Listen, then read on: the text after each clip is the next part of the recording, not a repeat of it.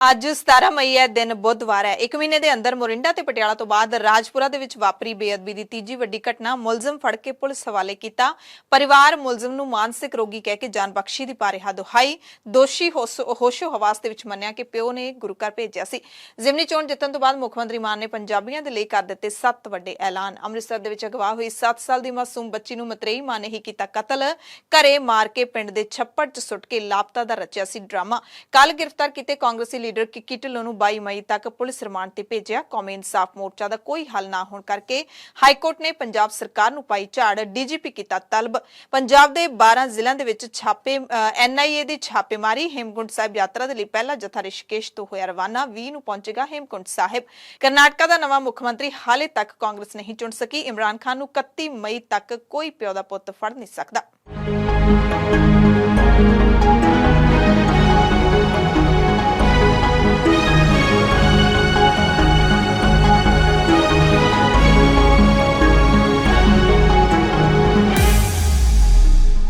ਸਤਿ ਸ੍ਰੀ ਅਕਾਲ ਜੀ ਦਾ ਖਾਲਸ ਟੀਵੀ ਦੇਖਣ ਵਾਲੇ ਦੇਸ਼ ਦੁਨੀਆ ਦੇ ਸਾਡੇ ਸਾਰੇ ਦਰਸ਼ਕਾਂ ਦਾ ਬਹੁਤ-ਬਹੁਤ ਸਵਾਗਤ ਹੈ। ਐਮਰਜੈਂਸੀ ਬੁਲੇਟਿਨ ਦੇ ਨਾਲ ਮੈਂ ਹਰਸ਼ਰਨ ਕੌਰ। ਬੁਲੇਟਿਨ ਦੇ ਵਿੱਚ ਦੱਸਾਂਗੇ ਤੁਹਾਨੂੰ ਪੰਜਾਬ ਭਾਰਤ ਤੇ ਦੁਨੀਆ ਭਰ ਦੀਆਂ ਸਾਰੀਆਂ ਵੱਡੀਆਂ ਤਾਜ਼ਾ ਤੇ ਅਹਿਮ ਖਬਰਾਂ। ਸ਼ੁਰੂਆਤ ਕਰਾਂਗੇ ਪੰਜਾਬ ਦੀਆਂ ਖਾਸ ਖਬਰਾਂ ਤੋਂ। ਬੇਅਦਬੀ ਵਾਲੀ ਵੱਡੀ ਖਬਰ ਤੋਂ ਸ਼ੁਰੂਆਤ ਕਰਾਂਗੇ, ਪਰ ਉਸ ਤੋਂ ਵੀ ਪਹਿਲਾਂ ਤੁਹਾਨੂੰ ਦੱਸ ਦਿੰਦੇ ਹਾਂ ਕਿ ਤਖਤ ਸ੍ਰੀ ਦਮਦਮਾ ਸਾਹਿਬ ਤਲਵੰਡੀ ਸਾਬੋ ਵਿਖੇ ਜਿਹੜਾ ਜ਼ਮੀਨੀ ਵਿਵਾਦ ਹੈ ਬੁੰਗਾ ਨਾਨਕਸਰ ਤੇ ਐਸਜੀਪੀਸੀ ਦੇ ਵਿਚਾਲੇ, ਉਹ ਹਾਲੇ ਖਤਮ ਨਹੀਂ ਹੋਇਆ। ਇੱਕ ਦਿਨ ਪਹਿਲਾਂ ਮੀਟਿੰਗ ਹੋਈ ਸੀ ਦੋਵਾਂ ਧਿਰਾਂ ਦੇ ਵਿਚਾਲੇ। ਪ੍ਰਸ਼ਾਸਨ ਨੇ ਮੀਟਿੰਗ ਕਰਵਾਈ ਸੀ ਕੱਲ, ਜਦੋਂ ਵੱਡਾ ਇਕੱਠ ਹੈ ਜਿਹੜਾ ਉਹ ਭਾਈਚਾਰੇ ਨੇ ਦੂਸਰੇ ਭਾਈਚਾਰੇ ਨੇ ਸੱਦਿਆ ਸੀ, ਪਰ ਉਹ ਮੀਟਿੰਗ ਵੀ ਬੇਸਿੱਟਾ ਰਹੀ ਸੀ ਤੇ ਧਰਨਾ ਹਾਲੇ ਤੱਕ ਲਗਾਤਾਰ ਜਾਰੀ ਹੈ ਤੇ ਪੁਲਿਸ ਬਲ ਵੀ ਵੱਡੀ ਗਿਣਤੀ ਦੇ ਵਿੱਚ ਉਸੇ ਤਰ੍ਹਾਂ ਤੈਨਾਤ ਹੈ।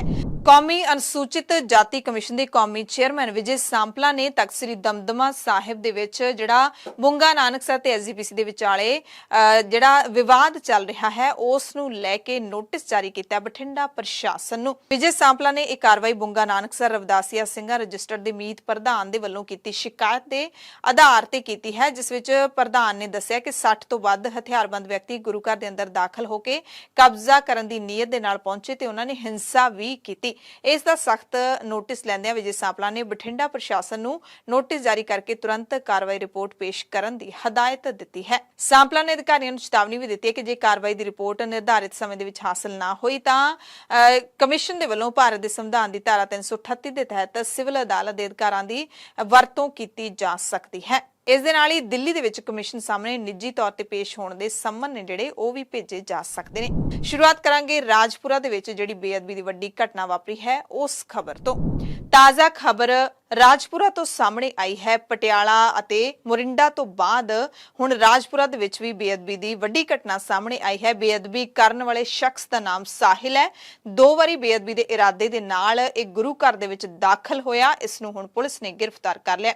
ਸਵੇਰੇ 7:30 ਵਜੇ ਮੁਲਜ਼ਮ ਸਾਹਿਲ ਰਾਜਪੁਰਾ ਦੇ ਕੇਂਦਰੀ ਸਿੰਘ ਸਭਾ ਗੁਰੂ ਘਰ ਦੇ ਵਿੱਚ ਦਾਖਲ ਹੋਇਆ, ਪਰ ਇੱਕ ਸ਼ਰਧਾਲੂ ਵਾਂਗ ਨਹੀਂ, ਇੱਕ ਮਾੜੀ ਸੋਚ ਦੇ ਨਾਲ ਨੰਗੇ ਸਿਰ ਤੇ ਜੁੱਤੀਆਂ ਸਮੇਤ ਦਰਬਾਰ ਹਾਲ ਦੇ ਅੰਦਰ ਵੜ ਗਿਆ।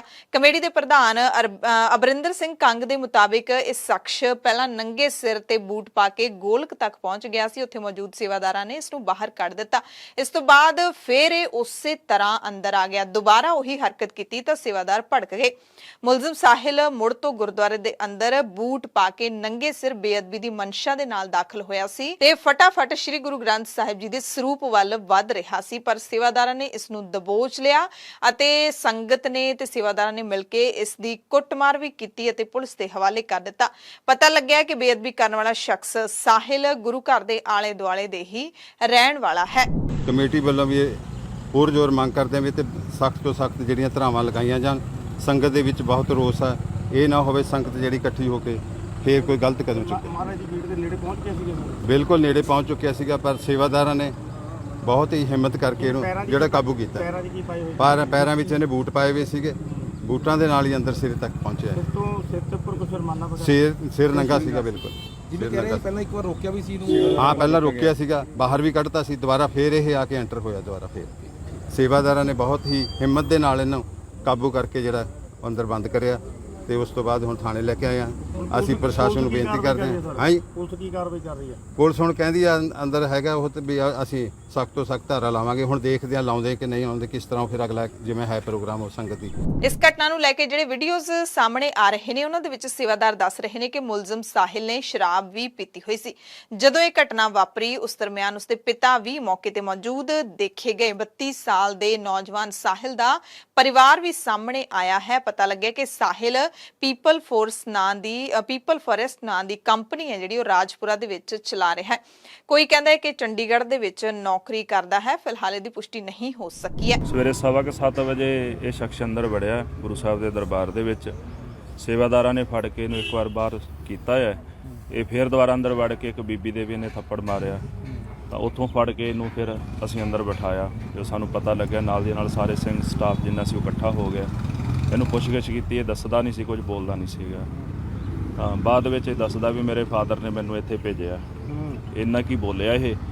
ਹਾਂ, ਉਸ ਤੋਂ ਬਾਅਦ ਇਹਦੇ ਫਾਦਰ ਉੱਥੇ ਆਏ। ਉਹ ਕਹਿੰਦੇ ਜੀ ਇਹ ਦਿਮਾਗੀ ਤੌਰ ਤੇ ਠੀਕ ਨਹੀਂ, ਜਿਹੜਾ ਅਕਸਰ ਹੁੰਦਾ ਹੀ ਹੈ ਜਦੋਂ ਵੀ ਬੇਅਦਬੀ ਹੁੰਦੀ ਮਹਾਰਾਜ ਦੀ, ਤਾਂ ਉਹ ਕਹਿੰਦੇ ਦਿਮਾਗੀ ਤੌਰ ਤੇ ਪਾਗਲ। ਇਹ ਬਿਲਕੁਲ ਠੀਕ ਸੀਗਾ, ਜੌਬ ਵੀ ਕਰਦਾ ਹੈ, ਇਹਦੇ ਕੋਲ ਫੋਨ ਵੀ ਸੀਗਾ, ਗੱਡੀ ਤੇ ਆਇਆ ਔਰ ਇਹ ਬਿਲਕੁਲ ਠੀਕ ਹੈ, ਇਹਨੂੰ ਕੋਈ ਪ੍ਰੋਬਲਮ ਨਹੀਂ ਕਿਸੇ ਤਰ੍ਹਾਂ ਦੀ। ਮੁਲਜ਼ਮ ਸਾਹਿਲ ਦੀ ਮਾਂ ਵੀ ਆਪਣੇ ਪੁੱਤ ਦੇ ਬਚਾਅ ਵਿੱਚ ਸਾਹਮਣੇ ਆਈ ਹੈ। ਮਾਂ ਨੇ ਕਿਹਾ ਕਿ ਮੇਰਾ ਪੁੱਤ ਤਾਂ ਰੋਜ਼ਾਨਾ ਗੁਰੂ ਘਰ ਜਾਂਦਾ ਹੈ, ਪਰ ਉਹ ਕੁਝ ਸਮੇਂ ਤੋਂ ਕਹਿੰਦੇ ਡਿਪਰੈਸ਼ਨ ਦੇ ਵਿੱਚ ਚੱਲ ਰਿਹਾ ਹੈ, ਕਿਸੇ ਦੀ ਗੱਲ ਨਹੀਂ ਸੁਣਦਾ। ਸਾਹਿਲ ਦਾ ਕਹਿੰਦੇ ਪਟਿਆਲਾ ਦੇ ਹਸਪਤਾਲ 'ਚ ਇਲਾਜ ਚੱਲ ਰਿਹਾ ਹੈ। ਮਾਂ ਨੇ ਦਾਅਵਾ ਕੀਤਾ, ਕਹਿੰਦੇ ਪੁਲਿਸ ਮੈਨੂੰ ਮੇਰੇ ਪੁੱਤਰ ਨਾਲ ਮਿਲਣ ਨਹੀਂ ਦੇ ਰਹੀ, ਮੇਰੇ ਪਤੀ ਨੂੰ ਥਾਣੇ ਵਿੱਚ ਬਿਠਾਇਆ ਹੋਇਆ ਹੈ ਤੇ ਕੁਝ ਨਹੀਂ ਪਤਾ ਕਿ ਉਹ ਕਿਸ ਹਾਲਤ ਦੇ ਵਿੱਚ ਨੇ। ਇਹ ਵੀ ਇਲਜ਼ਾਮ ਲਾਇਆ ਮਾਂ ਨੇ, ਮੁਲਜ਼ਮ ਦੀ ਮਾਂ ਨੇ, ਕਿ ਜੇ ਅਸੀਂ ਸਮੇਂ ਸਿਰ ਨਾ ਪਹੁੰਚਦੇ ਤਾਂ ਮੇਰੇ ਪੁੱਤ ਨੂੰ ਮਾਰ ਦਿੰਦੇ, ਕਿਉਂਕਿ ਕਾਫੀ ਗੰਭੀਰ ਸੱਟਾਂ ਲੱਗੀਆਂ ਨੇ। ਮਾਂ ਨੇ ਦੱਸਿਆ ਕਿ ਅਸੀਂ ਗੁਰੂ ਘਰ ਦੇ ਵਿੱਚ ਜਦੋਂ ਕਮਰੇ ਦੇ ਵਿੱਚ ਸਾਹਿਲ ਨੂੰ ਬਿਠਾ ਕੇ ਰੱਖਿਆ ਸੀ, ਕਮੇਟੀ ਦੇ ਮੁਲਾਜ਼ਮਾਂ ਦੇ ਵੱਲੋਂ ਤਾਂ ਕਹਿੰਦੇ ਸਾਨੂੰ ਮਿਲਣ ਨਹੀਂ ਦਿੱਤਾ, ਸਾਨੂੰ ਬਾਹਰ ਕੱਢ ਦਿੱਤਾ ਗਿਆ। ਮਾਂ ਨੇ ਵੀ ਕਿਹਾ ਕਿ ਜੇ ਮੇਰੇ ਪੁੱਤ ਨੂੰ ਕੁਝ ਹੋ ਗਿਆ ਤਾਂ ਮੈਂ ਜਾਨ ਦੇ ਦਿਆਂਗੀ। ਕੋਈ ਆਇਆ ਕਹਿਣ ਵਾਸਤੇ ਤਾਂ ਉਹਨਾਂ ਨੇ ਕਿਹਾ ਕਿ ਮਤਲਬ ਤੁਹਾਡੇ ਬੇਟੇ ਨੂੰ ਮਾਰ ਰਹੇ ਆ ਬਹੁਤ ਜ਼ਿਆਦਾ। ਠੀਕ ਹੈ। ਤਾਂ ਮੈਂ ਜਿਵੇਂ ਖੜੀ ਹਾਂ, ਮੈਂ ਗਈ ਹਾਂ ਅੱਗੇ। ਹਾਂਜੀ। ਤਾਂ ਮੈਂ ਮਤਲਬ ਉਹ ਕਹਿੰਦੇ ਤੁਸੀਂ ਨਾ ਜਾਓ, ਤੁਹਾਡੇ ਕੋਲ ਨਹੀਂ ਦੇਖਿਆ ਜਾਣਾ, ਜਿਸ ਹਿਸਾਬ ਨਾਲ ਉਹ ਮਾਰ ਰਹੇ ਆ। ਹਾਂਜੀ। ਬਟ ਜਦੋਂ ਉਹਨੂੰ ਲੈ ਕੇ ਆਏ ਨਾ, 4 ਜਣੇ ਪਕੜ ਕੇ ਗੱਡੀ ਦੇ ਵਿੱਚ ਜਦੋਂ ਲੈ ਕੇ ਆਏ, ਉਸ ਤੋਂ ਬਾਅਦ ਮੇਰੇ ਕੋਲ ਕੰਟਰੋਲ ਨਹੀਂ ਹੋ ਰਿਹਾ। ਬੜਾ ਆਪਣੀ ਸਿਹਤ ਨੂੰ ਲੈ ਕੇ ਕਹਿੰਦਾ ਇੰਨਾ ਸੋਹਣਾ, ਇੰਨਾ ਤਿਆਰ ਹੋਇਆ ਹੈ, ਇਹਨੂੰ ਇਹ ਨਹੀਂ ਪਤਾ ਲੱਗਦਾ। ਜਦੋਂ ਤਿਆਰ ਹੋਇਆ ਉਹਨੂੰ ਨਹੀਂ ਪਤਾ ਲੱਗ ਰਿਹਾ ਕੁਝ। ਤੁਸੀਂ ਸਾਰੇ ਅਸੀਂ ਜਦੋਂ ਫੈਮਿਲੀ ਮੈਂਬਰਸ ਜਦੋਂ ਅਸੀਂ ਆ ਗਏ, ਤੁਸੀਂ ਸਾਡੀ ਗੱਲ ਤਾਂ ਸੁਣ ਲਓ। ਗੱਲ ਨਹੀਂ ਸੁਣੀ ਕਿਸੇ ਨੇ ਸਾਡੀ। ਸੋ ਮਾਂ ਦਾਅਵਾ ਕਰ ਰਹੀ ਹੈ ਕਿ ਪੁੱਤ ਉਸਦਾ ਦਿਮਾਗੀ ਪਰੇਸ਼ਾਨ ਹੈ। ਦੂਸਰੇ ਪਾਸੇ ਗੁਰਦੁਆਰਾ ਪ੍ਰਬੰਧਕ ਕਮੇਟੀ ਦੇ ਪ੍ਰਧਾਨ ਨੇ ਦੱਸਿਆ ਕਿ ਕਾਫੀ ਦੇਰ ਅਸੀਂ ਸਾਹਿਲ ਦੇ ਨਾਲ ਪੁੱਛਗਿੱਛ ਵੀ ਕੀਤੀ ਤਾਂ ਕਿ ਉਹਨੂੰ ਪੁੱਛ ਸਕੀਏ ਕਿ ਉਹਨੂੰ ਭੇਜਿਆ ਕਿਹਨੇ ਹੈ। ਉਹਨੇ ਦੱਸਿਆ ਖੁਦ ਕਿ ਉਹਨੂੰ ਉਹਦੇ ਪਿਤਾ ਨੇ ਭੇਜਿਆ। ਜਦੋਂ ਪਿਤਾ ਨੂੰ ਉੱਥੇ ਬੁਲਾਇਆ ਤਾਂ ਉਹ ਕਹਿੰਦੇ ਕਿ ਪੁੱਤ ਤਾਂ ਦਿਮਾਗੀ ਤੌਰ ਤੇ ਠੀਕ ਨਹੀਂ ਹੈ, ਜਦਕਿ ਬੇਅਦਬੀ ਕਰਨ ਵਾਲਾ ਸਾਹਿਲ ਕਾਰ ਤੇ ਗੁਰਦੁਆਰਾ ਸਾਹਿਬ ਆਇਆ ਤੇ ਕਹਿੰਦੇ ਇਹ ਵੀ ਕਿਹਾ ਜਾ ਰਿਹਾ ਕਿ ਉਹ ਚੰਗੀ ਭਲੀ ਨੌਕਰੀ ਕਰਦਾ ਹੈ। ਜੀਨ ਪੈਂਟ ਉਹਨੇ ਪਾਈ ਹੋਈ ਸੀ, ਟੀ-ਸ਼ਰਟ ਪਾਈ ਸੀ, ਚੰਗੇ ਭਲੇ ਕੱਪੜੇ ਪਾਏ ਸੀ। ਕਹਿੰਦੇ ਕਿਸੇ ਵੀ ਤਰੀਕੇ ਦੇ ਨਾਲ ਗੱਲਬਾਤ ਦੇ ਲਹਿਜੇ ਨਾਲ ਉਹ ਦਿਮਾਗੀ ਪਰੇਸ਼ਾਨ ਨਹੀਂ ਲੱਗ ਰਿਹਾ ਸੀ। ਇਹ ਗੁਰਦੁਆਰਾ ਪ੍ਰਬੰਧਕ ਕਮੇਟੀ ਦੇ ਪ੍ਰਧਾਨ ਨੇ ਦਾਅਵਾ ਕੀਤਾ ਹੈ। ਉਧਰ ਮੁਲਜ਼ਮ ਦੇ ਭਰਾ ਸਾਗਰ ਨੇ ਵੀ ਸਫਾਈ ਦਿੱਤੀ। ਕਹਿੰਦੇ ਸਾਡਾ ਤਾਂ ਸਾਰਾ ਪਰਿਵਾਰ ਗੁਰੂ ਘਰ ਦਾ ਪ੍ਰੇਮੀ ਹੈ, ਸਾਡੀ ਅਜਿਹੀ ਕੋਈ ਮਨਸ਼ਾ ਨਹੀਂ ਹੈ। ਸਵੇਰੇ ਸ਼ਾਮ ਅਸੀਂ ਗੁਰੂ ਘਰ ਜਾਂਦੇ ਹਾਂ ਤੇ ਇਹ ਕਹਿੰਦਿਆਂ ਹੋਇਆਂ ਉਸਨੇ ਸਿੱਖ ਸੰਗਤ ਤੋਂ ਮਾਫੀ ਵੀ ਮੰਗੀ। ਭਰਾ ਨੇ ਵੀ ਦਾਅਵਾ ਕੀਤਾ ਕਿ ਉਸਦਾ ਭਰਾ ਸਾਹਿਲ ਦਿਮਾਗੀ ਤੌਰ ਤੇ ਠੀਕ ਨਹੀਂ ਹੈ। ਜਿਹੜੀ ਵੀ ਗੱਲ ਹੋਈ ਹੈ, ਮੈਂ ਬੜੇ ਦਿਲੋਂ ਸਾਧ ਸੰਗਤ ਤੋਂ ਮੈਂ ਮਾਫੀ ਮੰਗਦਾ। ਅਸੀਂ ਗੁਰੂ ਘਰੇ ਜਾਂਦੇ ਹਾਂ, ਅਸੀਂ ਗੁਰੂ ਘਰੇ ਸੇਵਾ ਵੀ ਕਰਦੇ ਹਾਂ, ਅਸੀਂ ਪੂਰੇ ਤਨ ਮਨ ਧਨ ਨਾਲ ਗੁਰੂ ਘਰ ਨੂੰ ਫੋਲੋ ਕਰਦੇ ਹਾਂ। ਮੇਰਾ ਬ੍ਰਦਰ ਵੀ ਪੂਰੇ ਜ਼ਿਆਦਾ ਉਹ ਯੰਗ ਏਜ ਵਿੱਚ ਆਇਆ, ਉਹ ਗੁਰਦੁਆਰੇ ਨੂੰ ਹੀ ਫੋਲੋ ਕਰਦਾ, ਉਹ ਸੇਵਾ ਤੇ ਵੀ ਜਾਂਦਾ ਰਿਹਾ। ਹੁਣ ਇੱਥੇ ਇਹ ਸਵਾਲ ਜ਼ਰੂਰ ਉੱਠਦਾ ਹੈ ਕਿ ਜੇ ਕਿਸੇ ਦਾ ਘਰ ਦਾ ਮੈਂਬਰ ਦਿਮਾਗੀ ਤੌਰ ਤੇ ਠੀਕ ਨਹੀਂ ਹੈ, ਜਿਵੇਂ ਕਿ ਹਰ ਵਾਰੀ ਬੇਅਦਬੀ ਦੇ ਕੇਸਾਂ ਦੇ ਵਿੱਚ ਜ਼ਿਆਦਾਤਰ ਇਹੀ ਕਿਹਾ ਜਾਂਦਾ ਹੈ ਕਿ ਮੁਲਜ਼ਮ ਦੀ ਦਿਮਾਗੀ ਹਾਲਤ ਠੀਕ ਨਹੀਂ ਹੈ, ਤਾਂ ਫਿਰ ਜਿਨ੍ਹਾਂ ਦੀ ਦਿਮਾਗੀ ਹਾਲਤ ਠੀਕ ਨਹੀਂ ਹੁੰਦੀ ਉਹਨਾਂ ਨੂੰ ਗੁਰੂ ਘਰ ਹੀ ਕਿਉਂ ਦਿਸਦਾ ਹੈ, ਉਹਨਾਂ ਨੂੰ ਸ੍ਰੀ ਗੁਰੂ ਗ੍ਰੰਥ ਸਾਹਿਬ ਜੀ ਹੀ ਕਿਉਂ ਦਿਸਦੇ ਨੇ? ਇਹ ਸਭ ਤੋਂ ਵੱਡਾ ਸਵਾਲ ਹੈ। ਤੇ ਦੂਸਰਾ ਸਵਾਲ ਇਹ ਵੀ ਹੈ ਕਿ ਜੇ ਤੁਹਾਨੂੰ ਪਤਾ ਹੈ ਕਿ ਤੁਹਾਡਾ ਬੱਚਾ ਠੀਕ ਨਹੀਂ ਹੈ, ਮਾਨਸਿਕ ਰੋਗੀ ਹੈ, ਤਾਂ ਉਹਦਾ ਧਿਆਨ ਰੱਖੋ, ਕਿੱਥੇ ਜਾ ਰਿਹਾ ਹੈ, ਕਿੱਥੋਂ ਆ ਰਿਹਾ ਹੈ, ਕੀ ਉਹਦੀ ਐਕਟੀਵਿਟੀਜ਼ ਨੇ, ਉਹਦਾ ਧਿਆਨ ਰੱਖੋ। ਜੇ ਬਹੁਤ ਹੀ ਪਾਗਲ ਹੈ ਬੰਦਾ ਤਾਂ ਫਿਰ ਉਹਨੂੰ ਘਰੇ ਰੱਖੋ, ਪਾਗਲਖਾਨੇ ਦੇ ਵਿੱਚ ਛੱਡੋ ਜਾਂ ਫਿਰ ਆਪਣੇ ਘਰੇ ਬੰਨ ਕੇ ਰੱਖੋ, ਉਹਦਾ ਇਲਾਜ ਕਰੋ। ਤੁਸੀਂ ਕਿਉਂ ਉਹਨੂੰ ਖੁੱਲ੍ਹੇਆਮ ਛੱਡਦੇ ਹੋ ਕਿ ਉਹ ਜਾ ਕੇ ਸ਼੍ਰੀ ਗੁਰੂ ਗ੍ਰੰਥ ਸਾਹਿਬ ਜੀ ਦੇ ਉੱਤੇ ਹਮਲਾ ਕਰਨ ਲੱਗ ਜਾਂਦੇ ਨੇ। ਇਹਨਾਂ ਨੂੰ ਦਿਖਦਾ ਹੀ ਗੁਰੂ ਘਰ ਹੈ, ਹੋਰ ਕੁਛ ਤਾਂ ਦਿਖਦਾ ਨਹੀਂ ਹੈ। ਕਿ ਅਜਿਹੇ ਜਿਹੜੇ ਲੋਕ ਨੇ ਜਾਂ ਸਾਹਿਲ ਹੈ ਜਿਹੜਾ ਇਸ ਕੇਸ ਦੇ ਵਿੱਚ ਮੁਲਜ਼ਮ ਸਾਹਿਲ ਹੈ, ਕਿ ਉਹਨੇ ਕਦੇ ਆਪਣੀ ਮਾਂ ਦੇ ਉੱਤੇ ਹਮਲਾ ਕੀਤਾ, ਕਿ ਉਹਨੇ ਕਦੇ ਆਪਣੇ ਪਿਓ ਦੇ ਉੱਤੇ ਜਾਂ ਫਿਰ ਭਰਾ ਦੇ ਉੱਤੇ ਇਸ ਤਰੀਕੇ ਦੇ ਨਾਲ ਹਮਲਾ ਕੀਤਾ, ਇਸ ਤਰੀਕੇ ਦੇ ਨਾਲ ਬੇਹੁਰਮਤੀ, ਕਿਸੇ ਦੀ ਬੇਇੱਜ਼ਤੀ ਕੀਤੀ? ਇਹ ਵੀ ਵੱਡਾ ਸਵਾਲ ਹੈ ਜਿਹੜਾ ਉੱਠਦਾ ਹੈ। ਗੁਰੂ ਘਰ ਦੇ ਵਿੱਚ ਮੌਜੂਦ ਸੰਗਤ ਨੇ ਕਿਹਾ ਕਿ ਰਾਜਪੁਰੇ ਦੇ ਗੁਰਦੁਆਰੇ ਦੇ ਵਿੱਚ ਹਰ ਧਰਮ ਦੀ ਸੰਗਤ ਪਹੁੰਚਦੀ ਹੈ ਤੇ ਕੋਈ ਅਜਿਹਾ ਮਾਹੌਲ ਹੈ ਹੀ ਨਹੀਂ। ਕਹਿੰਦੇ ਪਰਿਵਾਰ ਜਿਹੜਾ ਕਹਿ ਰਿਹਾ ਕਿ ਪੁੱਤ ਦਿਮਾਗੀ ਤੌਰ ਤੇ ਪਰੇਸ਼ਾਨ ਹੈ, ਉਹਦਾ ਫਿਰ ਧਿਆਨ ਰੱਖੋ। ਜੇ ਪਟਿਆਲਾ ਦੇ ਦੁੱਖ ਨਿਵਾਰਨ ਸਾਹਿਬ ਗੁਰਦੁਆਰੇ ਵਾਂਗ ਕੋਈ ਨਿਰਮਲ ਸਿੰਘ ਵਰਗਾ ਗੁੱਸੇ ਵਿੱਚ ਆ ਗਿਆ ਤਾਂ ਫਿਰ ਉਹਨੂੰ ਕਹਿੰਦੇ ਇਹ ਉਲਟੇ ਪਾਸੇ ਲੈਣਾ ਸ਼ੁਰੂ ਕਰ ਦਿੰਦੇ ਨੇ। ਸੰਗਤ ਨੇ ਵੀ ਕਿਹਾ ਕਿ ਜੇ ਤੁਹਾਡਾ ਬੱਚਾ ਦਿਮਾਗੀ ਤੌਰ ਤੇ ਪਰੇਸ਼ਾਨ ਹੈ ਤਾਂ ਪਰਿਵਾਰ ਵਾਲੇ ਉਹਦਾ ਧਿਆਨ ਰੱਖਣ, ਉਹਨੂੰ ਖੁੱਲਾ ਨਾ ਛੱਡਣ। ਜਲੰਧਰ ਜ਼ਿਮਨੀ ਚੋਣ ਜਿੱਤਣ ਤੋਂ ਬਾਅਦ ਪੰਜਾਬ ਦੇ ਮੁੱਖ ਮੰਤਰੀ ਭਗਵੰਤ ਮਾਨ ਦੀ ਅਗਵਾਈ ਦੇ ਵਿੱਚ ਐਤਕੀ ਜਲੰਧਰ ਸ਼ਹਿਰ ਦੇ ਵਿੱਚ ਹੀ ਕੈਬਨਿਟ ਦੀ ਬੈਠਕ ਹੋਈ। ਬੈਠਕ ਤੋਂ ਬਾਅਦ ਮੁੱਖ ਮੰਤਰੀ ਭਗਵੰਤ ਮਾਨ ਨੇ ਖੁਦ ਪ੍ਰੈਸ ਕਾਨਫਰੰਸ ਕਰਕੇ ਜਲੰਧਰ ਵਾਸੀਆਂ ਦੇ ਲਈ ਅਤੇ ਪੰਜਾਬ ਵਾਸੀਆਂ ਦੇ ਲਈ ਜਿਹੜੇ ਫੈਸਲੇ ਲਏ ਨੇ ਇਸ ਕੈਬਨਿਟ ਮੀਟਿੰਗ ਦੇ ਵਿੱਚ ਉਹਨਾਂ ਦੀ ਜਾਣਕਾਰੀ ਦਿੱਤੀ। ਤੇ ਇਸ ਮੌਕੇ ਜਲੰਧਰ ਤੋਂ ਨਵੇਂ ਜਿਹੜੇ ਐਮਪੀ ਜਿਸ ਨੂੰ ਜਲੰਧਰੀਆਂ ਨੇ ਜਿਤਾਇਆ ਹੈ ਸੁਸ਼ੀਲ ਕੁਮਾਰ ਰਿੰਕੂ, ਉਹ ਵੀ ਮੁੱਖ ਮੰਤਰੀ ਦੇ ਨਾਲ ਮੌਜੂਦ ਸਨ। ਮੁੱਖ ਮੰਤਰੀ ਨੇ ਕਿਹਾ ਕਿ ਅਸੀਂ ਸਰਕਾਰ ਤੁਹਾਡੇ ਦੁਆਰ ਮੁਹਿੰਮ ਦੀ ਸ਼ੁਰੂਆਤ ਕਰ ਦਿੱਤੀ ਹੈ।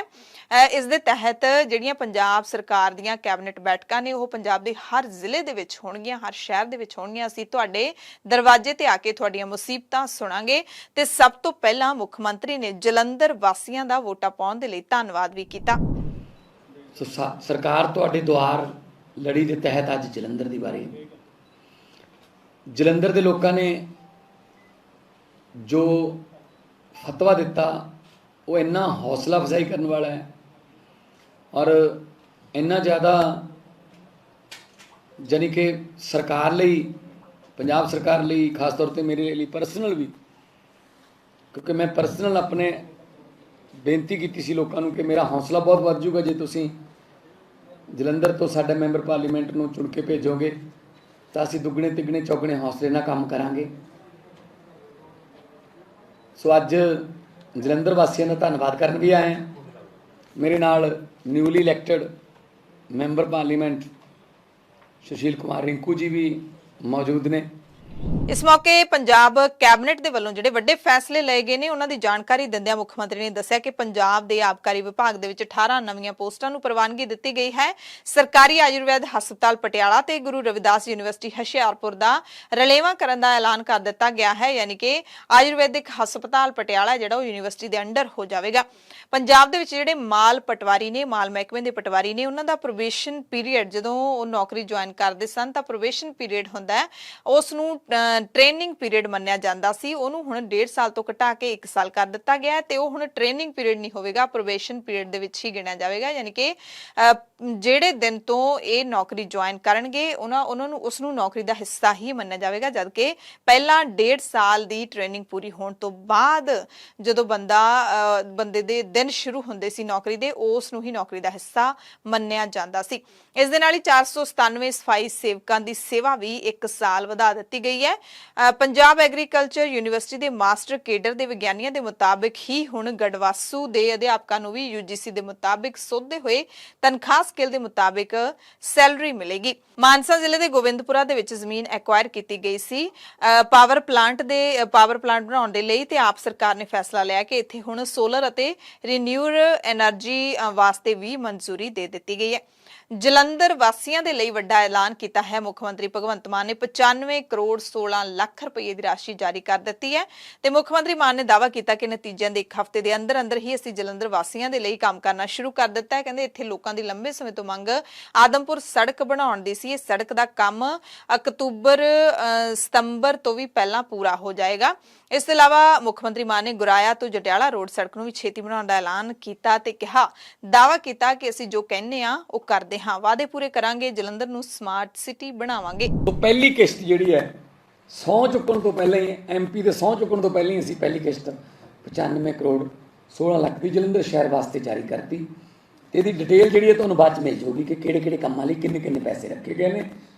ਇਹ ਅੱਗੇ MP ਸਾਹਿਬ ਦਾ ਕੰਮ ਹੈ ਕਿ ਇਹਨਾਂ ਨੂੰ ਕਿਹੜੇ ਇਲਾਕਿਆਂ ਚੋਂ ਕਿਹੜੇ ਮੰਗ ਪੱਤਰ ਆਏ ਤੇ ਉਹ ਪ੍ਰਾਇੋਰਟੀ ਤੇ ਉਹਨਾਂ ਕੰਮਾਂ ਨੂੰ ਕਰਾਉਣ ਤਾਂ ਕਿ ਜਲੰਧਰ ਨੂੰ ਆਪਾਂ ਚਮਕਾਉਣ ਦਾ ਜੋ ਵਾਅਦਾ ਕੀਤਾ ਸੀ ਲੋਕਾਂ ਨਾਲ ਉਹ ਪੂਰਾ ਕਰ ਸਕਣ। ਮੁੱਖ ਮੰਤਰੀ ਮਾਨ ਨੇ ਪੀਆਰਟੀਸੀ ਨੂੰ ਵੀ ਅਪਗ੍ਰੇਡ ਕਰਨ ਦਾ ਐਲਾਨ ਕੀਤਾ, ਨਵੇਂ ਰੂਟ ਪਲਾਨ ਕਰਨ ਬਾਰੇ ਵੀ ਦੱਸਿਆ ਤੇ ਕਿਹਾ ਕਿ ਸਾਡੀ ਸਰਕਾਰ ਧਰਤੀ ਹੇਠਲੇ ਪਾਣੀ ਦੀ ਵਰਤੋਂ ਦੀ ਥਾਂ ਨਹਿਰੀ ਪਾਣੀ ਨੂੰ ਵੱਧ ਤੋਂ ਵੱਧ ਵਰਤਣ ਦੇ ਲਈ ਲੋਕਾਂ ਨੂੰ ਪ੍ਰੇਰਿਤ ਕਰ ਰਹੀ ਹੈ ਤੇ ਨਹਿਰੀ ਪਾਣੀ ਨੂੰ ਅਸੀਂ ਕਹਿੰਦੇ ਸੂਬੇ ਦੇ ਹਰੇਕ ਪਿੰਡ ਅਤੇ ਕਸਬੇ ਦੇ ਵਿੱਚ ਪਹੁੰਚਾ ਦੇਵਾਂਗੇ। ਇੱਥੇ ਵੀ ਤੁਹਾਨੂੰ ਦੱਸ ਦਿੰਦੇ ਹਾਂ ਕਿ ਪੰਜਾਬ ਸਰਕਾਰ ਨੇ ਝੋਨੇ ਦੀ ਬਿਜਾਈ ਦੇ ਲਈ ਵੀ ਨਹਿਰੀ ਪਾਣੀ ਦੇਣ ਦਾ ਐਲਾਨ ਕੀਤਾ ਹੋਇਆ ਤੇ ਪੰਜਾਬ ਦੇ ਕਈ ਪਿੰਡਾਂ ਦੇ ਵਿੱਚ ਤਾਂ ਨਹਿਰੀ ਪਾਣੀ ਦੇਣਾ ਸ਼ੁਰੂ ਵੀ ਕਰ ਦਿੱਤਾ ਗਿਆ ਹੈ ਤੇ ਕਿਸਾਨ ਬਾਗੋ ਬਾਗ ਨੇ। ਕਿਸਾਨਾਂ ਨੇ ਕਿਹਾ ਕਿ ਕਦੇ ਵੀ ਝੋਨੇ ਦੇ ਸੀਜ਼ਨ ਦੇ ਵਿੱਚ ਨਹਿਰੀ ਪਾਣੀ ਨਹੀਂ ਮਿਲਦਾ ਸੀ, ਜ਼ਮੀਨੀ ਪਾਣੀ ਦੇ ਨਾਲ ਹੀ ਉਹ ਆਪਣੀਆਂ ਫਸਲਾਂ ਨੂੰ ਪਾਣੀ ਲਾਉਂਦੇ ਸੀ ਤੇ ਐਤਕੀ ਪਹਿਲੀ ਵਾਰੀ ਇਹ ਹੋ ਰਿਹਾ ਹੈ।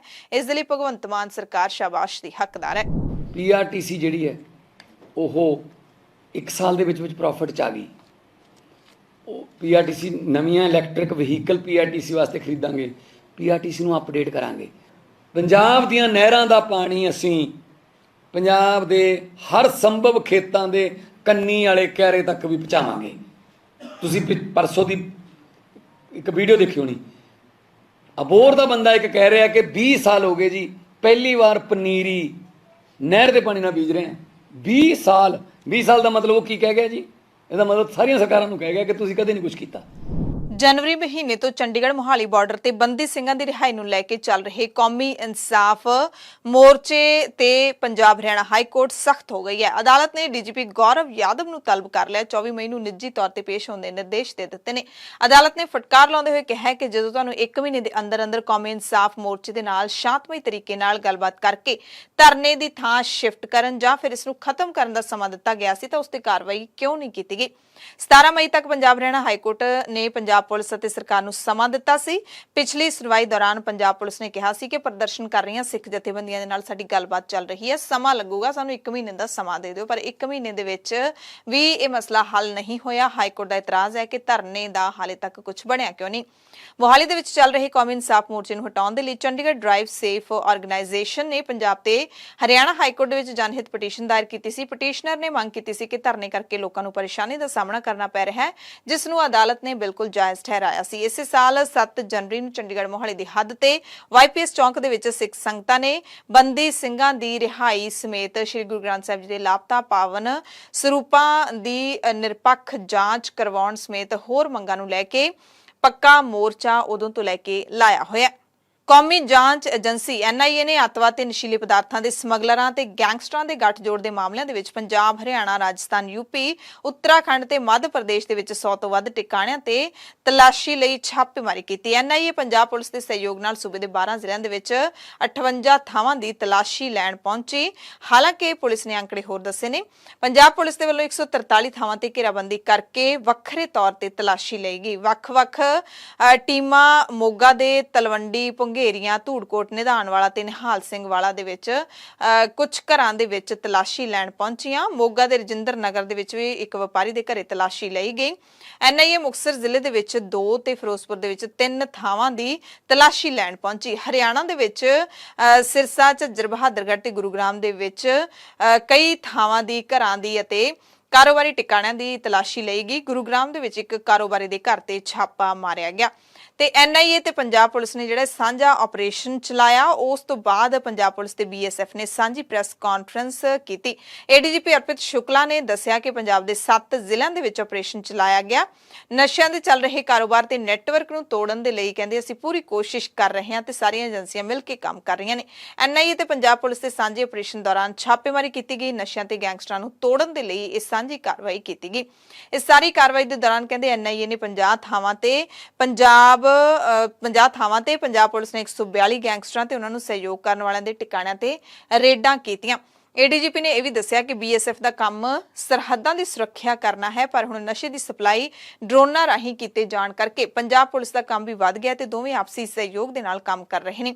ਤਾਰਬੰਦੀ ਹੋਣ ਤੋਂ ਬਾਅਦ ਕਹਿੰਦੇ ਡਰੋਨ ਇੱਕ ਵੱਡੀ ਸਮੱਸਿਆ ਸੀ, ਪਰ ਹੁਣ ਤਕਨੀਕ ਜਿਹੜੀ ਨਵੀਂ ਅਪਣਾਈ ਗਈ ਹੈ ਉਹਦੇ ਕਾਰਨ ਇਹ ਪਕੜ ਦੇ ਵਿੱਚ ਆਉਣ ਲੱਗ ਪਏ ਨੇ। ਦੇਖੋ, ਅਸੀਂ ਇਨ ਕੋਆਰਡੀਨੇਸ਼ਨ ਕੰਮ ਕਰਦੇ ਹਾਂ। ਇਹ ਸਾਡਾ ਮਕਸਦ ਇੱਕ ਹੈ। ਸਾਡਾ BSF ਮੇਨ ਏਜੰਸੀ ਹੈ, ਜਿਹੜੀ ਪ੍ਰਾਇਮਰੀ ਏਜੰਸੀ ਹੈ, ਜਿਹੜੀ ਬਾਰਡਰ ਨੂੰ ਸਿਕਿਉਰ ਕਰਨ ਲਈ। ਪੰਜਾਬ ਪੁਲਿਸ ਸੈਕੰਡਰੀ ਏਜੰਸੀ ਹੈ। ਸਾਡਾ ਰੋਲ ਤਾਂ ਵੱਧ ਗਿਆ ਕਿਉਂਕਿ ਇਹ ਏਰੀਅਲ ਟਰਾਂਸਪੋਰਟੇਸ਼ਨ ਸ਼ੁਰੂ ਹੋ ਗਈ। ਇਸ ਕਰਕੇ ਇਹ ਸਾਡਾ ਕੰਮ ਵੱਧ ਗਿਆ ਔਰ we are perfect, we are working in coordination with each other. Amritsar ਦੇ ਨਾਲ ਲੱਗਦੇ ਪਿੰਡ ਰਾਮਪੁਰਾ ਤੋਂ ਅਗਵਾ ਹੋਈ 7 ਸਾਲ ਦੀ ਮਾਸੂਮ ਬੱਚੀ ਨੂੰ ਲੈ ਕੇ ਸਨਸਨੀਖੇਜ਼ ਖੁਲਾਸਾ ਹੋਇਆ। ਬੁੱਧਵਾਰ ਨੂੰ ਤੜਕੇ ਬੱਚੀ ਨੂੰ ਅਗਵਾ ਕਰਕੇ ਕਤਲ ਕਰ ਦਿੱਤਾ ਗਿਆ ਹੈ। ਕਾਤਲ ਉਸ ਦੀ ਮਤਰੇਈ ਮਾਂ ਹੀ ਨਿਕਲੀ ਹੈ, ਜਿਸ ਨੇ ਬੱਚੀ ਦੇ ਟਿਊਸ਼ਨ ਤੇ ਜਾਣ ਦੀ ਝੂਠੀ ਕਹਾਣੀ ਰਚੀ ਸੀ। ਥਾਣਾ ਘਰਿੰਡਾ ਅਧੀਨ ਪੈਂਦੇ ਪਿੰਡ ਰਾਮਪੁਰਾ ਦੇ ਵਿੱਚ ਟਿਊਸ਼ਨ ਤੇ ਗਈ ਲਾਪਤਾ ਹੋਈ ਦੱਸੀ ਜਾ ਰਹੀ ਮਾਸੂਮ ਬੱਚੀ ਦੀ ਲਾਸ਼ ਪਿੰਡ ਦੇ ਹੀ ਛੱਪੜ ਚੋਂ ਬਰਾਮਦ ਹੋਈ ਹੈ। ਪੁਲਿਸ ਨੇ ਤਫਤੀਸ਼ ਵੀ ਮੁਕੰਮਲ ਕਰ ਲਈ ਹੈ। ਮਤਰੇਈ ਮਾਂ ਮਨੀ ਨੇ ਬੱਚੀ ਦਾ ਕਤਲ ਕਰਕੇ ਜਿਹੜੀ ਲਾਸ਼ ਹੈ ਉਹ ਛੱਪੜ ਦੇ ਵਿੱਚ ਸੁੱਟ ਦਿੱਤੀ ਸੀ। ਡੀਐਸਪੀ ਪ੍ਰਵੇਸ਼ ਨੇ ਦੱਸਿਆ ਕਿ ਮੰਗਲਵਾਰ ਦੇਰ ਰਾਤ ਜਦੋਂ ਉਕਤ ਔਰਤ ਨੂੰ ਹਿਰਾਸਤ ਦੇ ਵਿੱਚ ਲੈ ਕੇ ਸਖਤੀ ਦੇ ਨਾਲ ਪੁੱਛਗਿੱਛ ਕੀਤੀ ਗਈ ਤਾਂ ਉਹਨੇ ਸਾਰਾ ਗੁਨਾਹ ਕਬੂਲ ਕਰ ਲਿਆ। ਸਾਰੀ ਕਹਾਣੀ ਦੱਸ ਦਿੱਤੀ ਕਿ ਉਹਨੇ ਆਪਣੀ ਹੀ ਬੱਚੀ ਦਾ ਕਤਲ ਕਿਵੇਂ ਕੀਤਾ।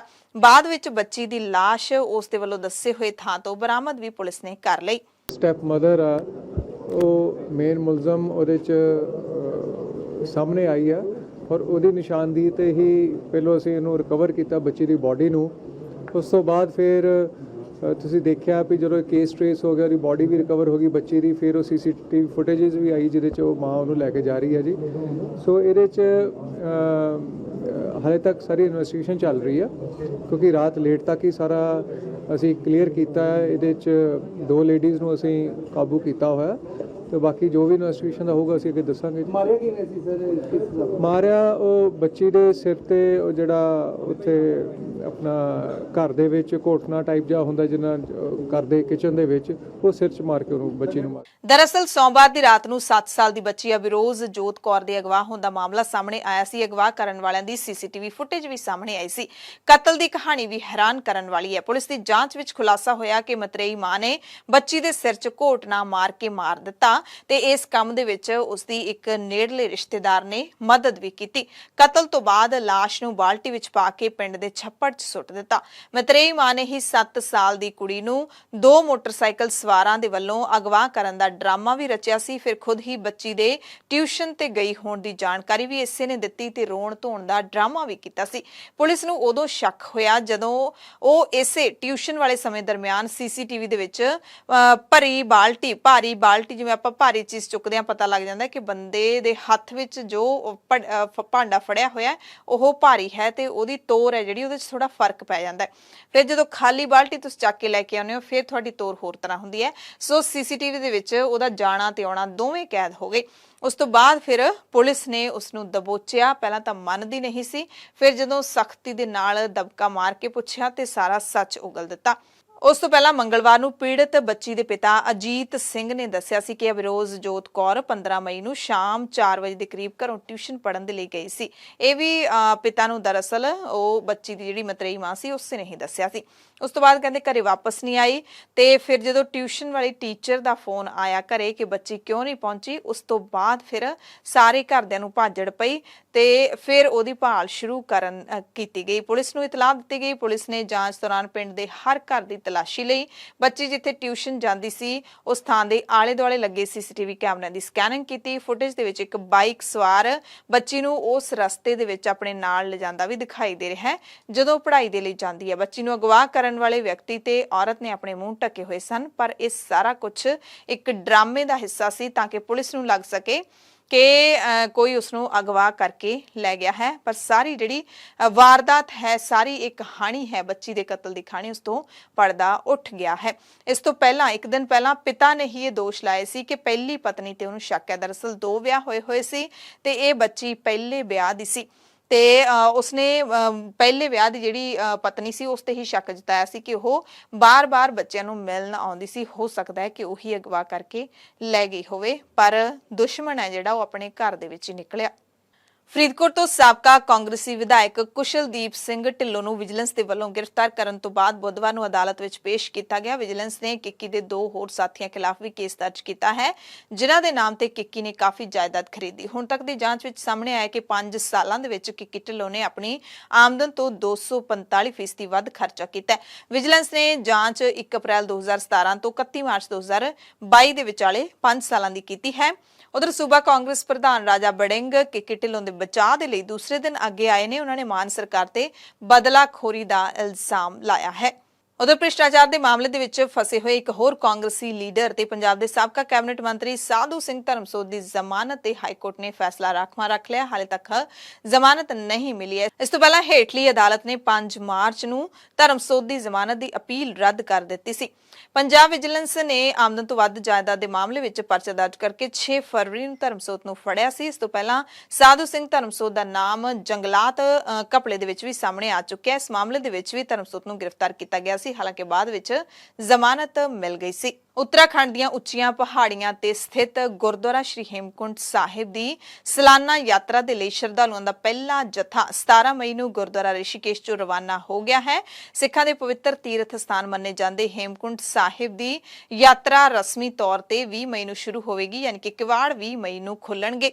ਪੰਜ ਪਿਆਰਿਆਂ ਦੀ ਅਗਵਾਈ ਦੇ ਵਿੱਚ ਜੈਕਾਰਿਆਂ ਦੀ ਗੂੰਜ ਨਾਲ ਤੇ ਫੁੱਲਾਂ ਦੀ ਵਰਖਾ ਦੇ ਨਾਲ ਪਹਿਲੇ ਜਥੇ ਨੂੰ ਭੇਜਿਆ ਗਿਆ। ਜਥੇ ਨੂੰ ਉੱਤਰਾਖੰਡ ਦੇ ਰਾਜਪਾਲ ਗੁਰਮੀਤ ਸਿੰਘ ਦੇ ਵੱਲੋਂ ਗੁਰਮਤਿ ਮਰਿਆਦਾ ਦੇ ਮੁਤਾਬਿਕ ਰਵਾਨਾ ਕੀਤਾ ਗਿਆ, ਹਰੀ ਝੰਡੀ ਦਿੱਤੀ ਗਈ। ਇਸ ਮੌਕੇ ਗੁਰਦੁਆਰਾ ਸ਼੍ਰੀ ਹੇਮਕੁੰਟ ਸਾਹਿਬ ਮੈਨੇਜਮੈਂਟ ਟਰਸਟ ਦੇ ਪ੍ਰਧਾਨ ਨਰਿੰਦਰਜੀਤ ਸਿੰਘ ਬਿੰਦਰਾ ਨੇ ਦੱਸਿਆ ਕਿ ਟਰਸਟ ਨੇ ਸਾਲਾਨਾ ਯਾਤਰਾ ਦੇ ਲਈ ਸ਼ਰਧਾਲੂਆਂ ਦੇ ਪ੍ਰਬੰਧ ਦੇ ਲਈ ਸਾਰੀਆਂ ਜਿਹੜੀਆਂ ਤਿਆਰੀਆਂ ਨੇ ਉਹ ਮੁਕੰਮਲ ਕਰ ਲਈਆਂ ਨੇ। ਪਹਿਲੇ ਜਥੇ ਦੀ ਰਵਾਨਗੀ ਦੇ ਮੌਕੇ ਉੱਤਰਾਖੰਡ ਦੇ ਮੁੱਖ ਮੰਤਰੀ ਤੇ ਹੋਰ ਮੰਤਰੀਆਂ ਤੋਂ ਇਲਾਵਾ ਕਈ ਧਾਰਮਿਕ ਸ਼ਖਸੀਅਤਾਂ ਵੀ ਸ਼ਾਮਿਲ ਹੋਈਆਂ ਅਤੇ ਇਸ ਵਾਰੀ ਖਾਸ ਗੱਲ ਇਹ ਹੈ ਕਿ ਹੇਮਕੁੰਟ ਸਾਹਿਬ ਦੀ ਯਾਤਰਾ ਤੇ ਜਾਣ ਵਾਲੇ ਸ਼ਰਧਾਲੂਆਂ ਨੂੰ 15 ਕਿਲੋਮੀਟਰ ਦੀ ਪੈਦਲ ਯਾਤਰਾ ਤੇ ਵੱਖ-ਵੱਖ ਥਾਵਾਂ ਤੇ ਗਰਮ ਪਾਣੀ ਦੇਣ ਦਾ ਪ੍ਰਬੰਧ ਕੀਤਾ ਗਿਆ ਹੈ। ਪੰਜਾਬ ਦੇ ਟਰਾਂਸਪੋਰਟ ਮੰਤਰੀ ਲਾਲਜੀਤ ਸਿੰਘ ਭੁੱਲਰ ਨੇ ਦੱਸਿਆ ਕਿ ਮੁੱਖ ਮੰਤਰੀ ਭਗਵੰਤ ਮਾਨ ਦੀ ਅਗਵਾਈ ਵਾਲੀ ਸੂਬਾ ਸਰਕਾਰ ਨੇ ਪੰਜਾਬ ਰੋਡਵੇਜ਼ ਪਨਬਸ ਤੇ ਪੀਆਰਟੀਸੀ ਬੱਸ ਸੇਵਾ ਨੂੰ ਬੁਲੰਦੀਆਂ ਤੇ ਪਹੁੰਚਾਉਣ ਦੇ ਲਈ ਇਹਨਾਂ ਦਾ ਤੇਲ ਸਸਤਾ ਕਰ ਦਿੱਤਾ ਹੈ। ਬਾਜ਼ਾਰੀ ਕੀਮਤ ਦੇ ਨਾਲੋਂ ਘੱਟ ਮੁੱਲ ਤੇ ਡੀਜ਼ਲ ਖਰੀਦਣ ਦੇ ਲਈ ਇੰਡੀਅਨ ਆਇਲ ਕਾਰਪੋਰੇਸ਼ਨ ਦੇ ਨਾਲ ਸਮਝੌਤਾ ਸਹੀਬੱਧ ਕੀਤਾ ਹੈ, ਜਿਸ ਤਹਿਤ ਸਰਕਾਰ ਨੂੰ 2 ਰੁਪਏ 29 ਪੈਸੇ ਪ੍ਰਤੀ ਲੀਟਰ ਘੱਟ ਮੁੱਲ ਤੇ ਡੀਜ਼ਲ ਮਿਲਣਾ ਸ਼ੁਰੂ ਹੋ ਗਿਆ ਹੈ ਤੇ ਇਹ ਜਿਹੜਾ ਖਾਸ ਤੌਰ ਤੇ ਜਿਹੜੀਆਂ ਸਰਕਾਰੀ ਬੱਸਾਂ ਨੇ ਉਹਨਾਂ ਦੇ ਲਈ ਹੋਇਆ ਹੈ। ਦਿੱਲੀ ਦੇ ਜੰਤਰ ਮੰਤਰ ਤੇ ਪ੍ਰਦਰਸ਼ਨਕਾਰੀ ਪਹਿਲਵਾਨਾਂ ਦਾ ਧਰਨਾ ਲਗਾਤਾਰ ਜਾਰੀ ਹੈ। ਬੁੱਧਵਾਰ ਨੂੰ ਪਹਿਲਵਾਨਾਂ ਨੇ ਹਨੂਮਾਨ ਮੰਦਿਰ ਤੱਕ ਮਾਰਚ ਕੱਢਿਆ ਤੇ ਭਾਰਤੀ ਕੁਸ਼ਤੀ ਫੈਡਰੇਸ਼ਨ ਦੇ ਸਾਬਕਾ ਮੁਖੀ ਬ੍ਰਿਜ ਭੂਸ਼ਣ ਸ਼ਰਨ ਸਿੰਘ ਦੀ ਗ੍ਰਿਫਤਾਰੀ ਦੀ ਮੰਗ ਕੀਤੀ। ਜੰਤਰ ਮੰਤਰ ਤੇ ਸਾਰੇ ਪਹਿਲਵਾਨ ਪਿਛਲੇ 25 ਦਿਨਾਂ ਤੋਂ ਧਰਨੇ ਤੇ ਬੈਠੇ ਨੇ। ਇਸ ਦਰਮਿਆਨ ਜਿਹੜਾ ਇਹ ਹੈ ਬ੍ਰਿਜ ਭੂਸ਼ਣ ਸ਼ਰਨ ਸਿੰਘ, ਉਸ ਦਾ ਅਹੁਦਾ ਖੋਣ ਦੇ ਵਿੱਚ, ਅਹੁਦੇ ਤੋਂ ਉਸ ਨੂੰ ਲਾਂਭੇ ਕਰਨ ਦੇ ਵਿੱਚ ਤਾਂ ਇਹ ਕਾਮਯਾਬ ਹੋ ਗਏ ਨੇ। ਉਸ ਦੇ ਖਿਲਾਫ ਪਰਚੇ ਵੀ ਦਰਜ ਹੋ ਗਏ ਨੇ, ਪਰ ਹਾਲੇ ਤੱਕ ਉਸ ਦੀ ਗ੍ਰਿਫਤਾਰੀ ਨਹੀਂ ਹੋ ਸਕੀ ਹੈ। ਪਹਿਲਵਾਨਾਂ ਨੇ ਵੀ ਪ੍ਰਣ ਲੈ ਰੱਖਿਆ ਕਿ ਜਦੋਂ ਤੱਕ ਉਹ ਜਿਨਸੀ ਸ਼ੋਸ਼ਣ ਦੇ ਮਾਮਲੇ ਦੇ ਮੁਲਜ਼ਮ ਨੂੰ ਸਲਾਖਾਂ ਦੇ ਅੰਦਰ ਨਹੀਂ ਭੇਜ ਦਿੰਦੇ, ਉਦੋਂ ਤੱਕ ਉਹ ਧਰਨੇ ਤੋਂ ਨਹੀਂ ਉੱਠਣਗੇ। ਸ਼੍ਰੋਮਣੀ ਗੁਰਦੁਆਰਾ ਪ੍ਰਬੰਧਕ ਕਮੇਟੀ ਨੇ ਸੱਚਖੰਡ ਸ੍ਰੀ ਦਰਬਾਰ ਸਾਹਿਬ ਦੇ ਹਜ਼ੂਰੀ ਰਾਗੀ ਭਾਈ ਗੁਰਦੇਵ ਸਿੰਘ ਨੂੰ ਸੇਵਾਵਾਂ ਤੋਂ ਵਿਹਲਾ ਕਰ ਦਿੱਤਾ ਹੈ। ਪਿਛਲੇ ਲੰਬੇ ਸਮੇਂ ਤੋਂ ਉਹ ਆਪਣੀ ਡਿਊਟੀ ਤੋਂ ਗੈਰ ਹਾਜ਼ਰ ਚੱਲ ਰਹੇ ਸਨ। ਸ਼੍ਰੋਮਣੀ ਕਮੇਟੀ ਦੇ ਪ੍ਰਬੰਧਾਂ, ਖਾਸ ਕਰਕੇ ਸਾਬਕਾ ਹੈੱਡ ਗ੍ਰੰਥੀ ਸ੍ਰੀ ਦਰਬਾਰ ਸਾਹਿਬ ਦੇ ਜਿਹੜੇ ਗਿਆਨੀ ਜਗਤਾਰ ਸਿੰਘ, ਉਹਨਾਂ ਦੇ ਖਿਲਾਫ ਬੋਲਣ ਤੇ ਗੁਰਦੇਵ ਸਿੰਘ ਕੋਹਾੜਕਾ ਦੀ ਜਿਹੜੀ ਬਦਲੀ ਹੈ ਉਹ ਪਿਛਲੇ ਸਾਲ 31 ਮਈ 2023 ਦੇ ਵਿੱਚ ਤਖਤ ਸ੍ਰੀ ਦਮਦਮਾ ਸਾਹਿਬ ਕਰ ਦਿੱਤੀ ਗਈ ਸੀ, ਪਰ ਨਿੱਜੀ ਕਾਰਨਾਂ ਦੀ ਵਜ੍ਹਾ ਕਰਕੇ ਉਹਨਾਂ ਨੇ ਉੱਥੇ ਡਿਊਟੀ ਨਹੀਂ ਸੰਭੀ ਸੀ। ਭਾਈ ਗੁਰਦੇਵ ਸਿੰਘ ਸ਼੍ਰੋਮਣੀ ਰਾਗੀ ਸਭਾ ਦੇ ਵੀ ਮੈਂਬਰ ਨੇ ਤੇ ਜਦੋਂ ਸਾਰੇ ਰਾਗੀ ਸਿੰਘ ਦਰਬਾਰ ਸਾਹਿਬ ਦੇ ਸਾਬਕਾ ਹੈੱਡ ਗ੍ਰੰਥੀ ਜਗਤਾਰ ਸਿੰਘ ਦੇ ਖਿਲਾਫ ਸ਼੍ਰੀ ਅਕਾਲ ਤਖਤ ਸਾਹਿਬ ਦੇ ਜਥੇਦਾਰ ਗਿਆਨੀ ਹਰਪ੍ਰੀਤ ਸਿੰਘ ਕੋਲ ਸ਼ਿਕਾਇਤ ਲੈ ਕੇ ਪਹੁੰਚੇ ਸਨ ਤਾਂ ਭਾਈ ਗੁਰਦੇਵ ਸਿੰਘ ਸਭ ਤੋਂ ਮੂਹਰੇ ਸਨ। ਸੋ ਹੁਣ ਐਸਜੀਪੀਸੀ ਨੇ ਇਹਨਾਂ ਨੂੰ ਡਿਊਟੀ ਤੋਂ ਲਾਂਭੇ ਕਰ ਦਿੱਤਾ ਹੈ। ਕਾਰਨ ਦੱਸਿਆ ਹੈ ਕਿ 31 ਮਈ ਤੋਂ ਲੈ ਕੇ ਹੁਣ ਤੱਕ ਉਹ ਤਖਤ ਸ੍ਰੀ ਦਮਦਮਾ ਸਾਹਿਬ ਆਪਣੀ ਡਿਊਟੀ ਦੇਣ ਦੇ ਲਈ ਨਹੀਂ ਪਹੁੰਚੇ। ਉਹਨਾਂ ਦੇ ਘਰ ਦੇ ਪਤੇ ਤੇ ਨੋਟਿਸ ਵੀ ਭੇਜੇ, ਪਰ ਉਹਨਾਂ ਨੇ ਕੋਈ ਜਵਾਬ ਨਹੀਂ ਦਿੱਤਾ। ਇਸ ਕਰਕੇ ਹੁਣ ਐਸਜੀਪੀਸੀ ਦੇ ਪ੍ਰਧਾਨ ਐਡਵੋਕੇਟ ਹਰਜਿੰਦਰ ਸਿੰਘ ਧਾਮੀ ਦੇ ਆਦੇਸ਼ਾਂ ਤੇ ਉਹਨਾਂ ਨੂੰ ਹਜ਼ੂਰੀ ਰਾਗੀ ਦੀ ਸੇਵਾ ਤੋਂ ਹਟਾ ਦਿੱਤਾ ਗਿਆ। ਲੁਧਿਆਣਾ ਤੋਂ ਵੱਡੇ ਹਾਦਸੇ ਦੀ ਖਬਰ ਹੈ, ਜਿੱਥੇ ਅੱਜ ਸਵੇਰੇ ਇੱਕ ਤੇਜ਼ ਰਫ਼ਤਾਰ ਟਿੱਪਰ ਨੇ ਇੱਕ ਸਾਈਕਲ ਸਵਾਰ ਵਿਦਿਆਰਥੀ ਨੂੰ ਕੁਚਲ ਦਿੱਤਾ। ਉਮਰ ਸਿਰਫ 13 ਸਾਲ ਦੀ ਸੀ। ਮ੍ਰਿਤਕ ਦੀ ਪਛਾਣ ਸ਼ਿਵਮ ਵਜੋਂ ਹੋਈ ਹੈ। ਘਟਨਾ ਤੋਂ ਬਾਅਦ ਟਿੱਪਰ ਚਾਲਕ ਫਰਾਰ ਹੋ ਗਿਆ। ਬੱਚਾ ਵੀ ਕਹਿੰਦੇ ਪਿਛਲੇ ਕਈ ਦਿਨਾਂ ਤੋਂ ਬਿਮਾਰ ਸੀ। ਬੁੱਧਵਾਰ ਨੂੰ 2 ਦਿਨਾਂ ਦੀ ਛੁੱਟੀ ਦੀ ਅਰਜ਼ੀ ਦੇਣ ਦੇ ਲਈ ਉਹ ਸਕੂਲ ਗਿਆ ਸੀ। ਉਸ ਤੋਂ ਬਾਅਦ ਸਾਈਕਲ ਤੇ ਘਰੇ ਜਾ ਰਿਹਾ ਸੀ, ਪਰ ਕੈਲਾਸ਼ ਨਗਰ ਮੋੜ ਨੇੜੇ ਇੱਕ ਤੇਜ਼ ਰਫ਼ਤਾਰ ਟਿੱਪਰ ਨੇ ਸ਼ਿਵਮ ਨੂੰ ਕੁਚਲ ਦਿੱਤਾ। ਮੌਕੇ ਤੇ ਹੀ ਉਸ ਦੀ ਦਰਦਨਾਕ ਮੌਤ ਹੋ ਗਈ। ਅਮਰੀਕਾ ਦੇ ਟੈਕਸਾਸ ਸੂਬੇ ਤੋਂ ਇਸ ਮਹੀਨੇ ਦੇ ਸ਼ੁਰੂ ਦੇ ਵਿੱਚ ਲਾਪਤਾ ਹੋਈ 25 ਸਾਲਾ ਭਾਰਤੀ ਅਮਰੀਕੀ ਔਰਤ ਦੀ ਲਾਸ਼ ਗੁਆਂਢੀ ਸੂਬੇ ਓਕਲਾਹੋਮਾ ਤੋਂ ਬਰਾਮਦ ਹੋਈ ਹੈ। ਇਹ ਔਰਤ ਆਪਣੇ ਦਫ਼ਤਰ ਜਾ ਰਹੀ ਸੀ, ਪਰ ਇਸ ਦੌਰਾਨ ਲਾਪਤਾ ਹੋ ਗਈ। ਲਹਿਰੀ ਪਥੀਵਾਦਾ ਨੂੰ ਆਖਰੀ ਵਾਰ ਮੈਕਿਨੀ ਦੇ ਉਪਨਗਰ ਦੇ ਵਿੱਚ ਕਾਲੇ ਰੰਗ ਦੀ ਟੋਇਟਾ ਚਲਾਉਂਦੇ ਦੇਖਿਆ ਗਿਆ ਸੀ। ਉਸ ਦੇ ਲਾਪਤਾ ਹੋਣ ਤੋਂ ਇੱਕ ਦਿਨ ਬਾਅਦ ਉਸ ਦੀ ਲਾਸ਼ ਟੈਕਸਾਸ ਤੋਂ 322 ਕਿਲੋਮੀਟਰ ਦੂਰ ਓਕਲਾਹੋਮਾ ਸੂਬੇ ਤੋਂ ਬਰਾਮਦ ਕੀਤੀ ਗਈ ਸੀ।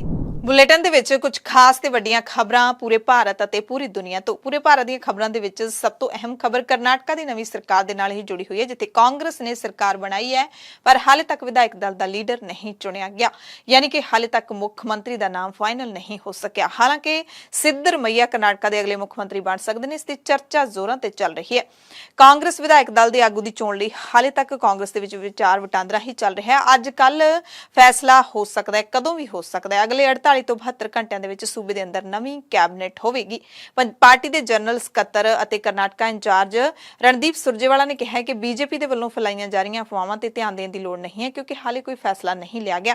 ਉਹਨਾਂ ਕਿਹਾ ਕਿ ਵਿਧਾਇਕ ਦਲ ਦੀ ਬੈਠਕ ਦੇ ਵਿੱਚ ਮਤਾ ਪਾਸ ਕਰਕੇ ਕਾਂਗਰਸ ਪ੍ਰਧਾਨ ਮਲਿਕਾਰਜੁਨ ਖੜਗੇ ਨੂੰ ਫੈਸਲਾ ਲੈਣ ਦਾ ਅਧਿਕਾਰ ਦਿੱਤਾ ਗਿਆ। ਅਜਿਹੇ ਹਾਲਾਤਾਂ ਦੇ ਵਿੱਚ ਉਹ ਸਹਿਮਤੀ ਅਤੇ ਇਕਜੁੱਟਤਾ ਦੇ ਆਧਾਰ ਤੇ ਫੈਸਲਾ ਲੈਣਗੇ।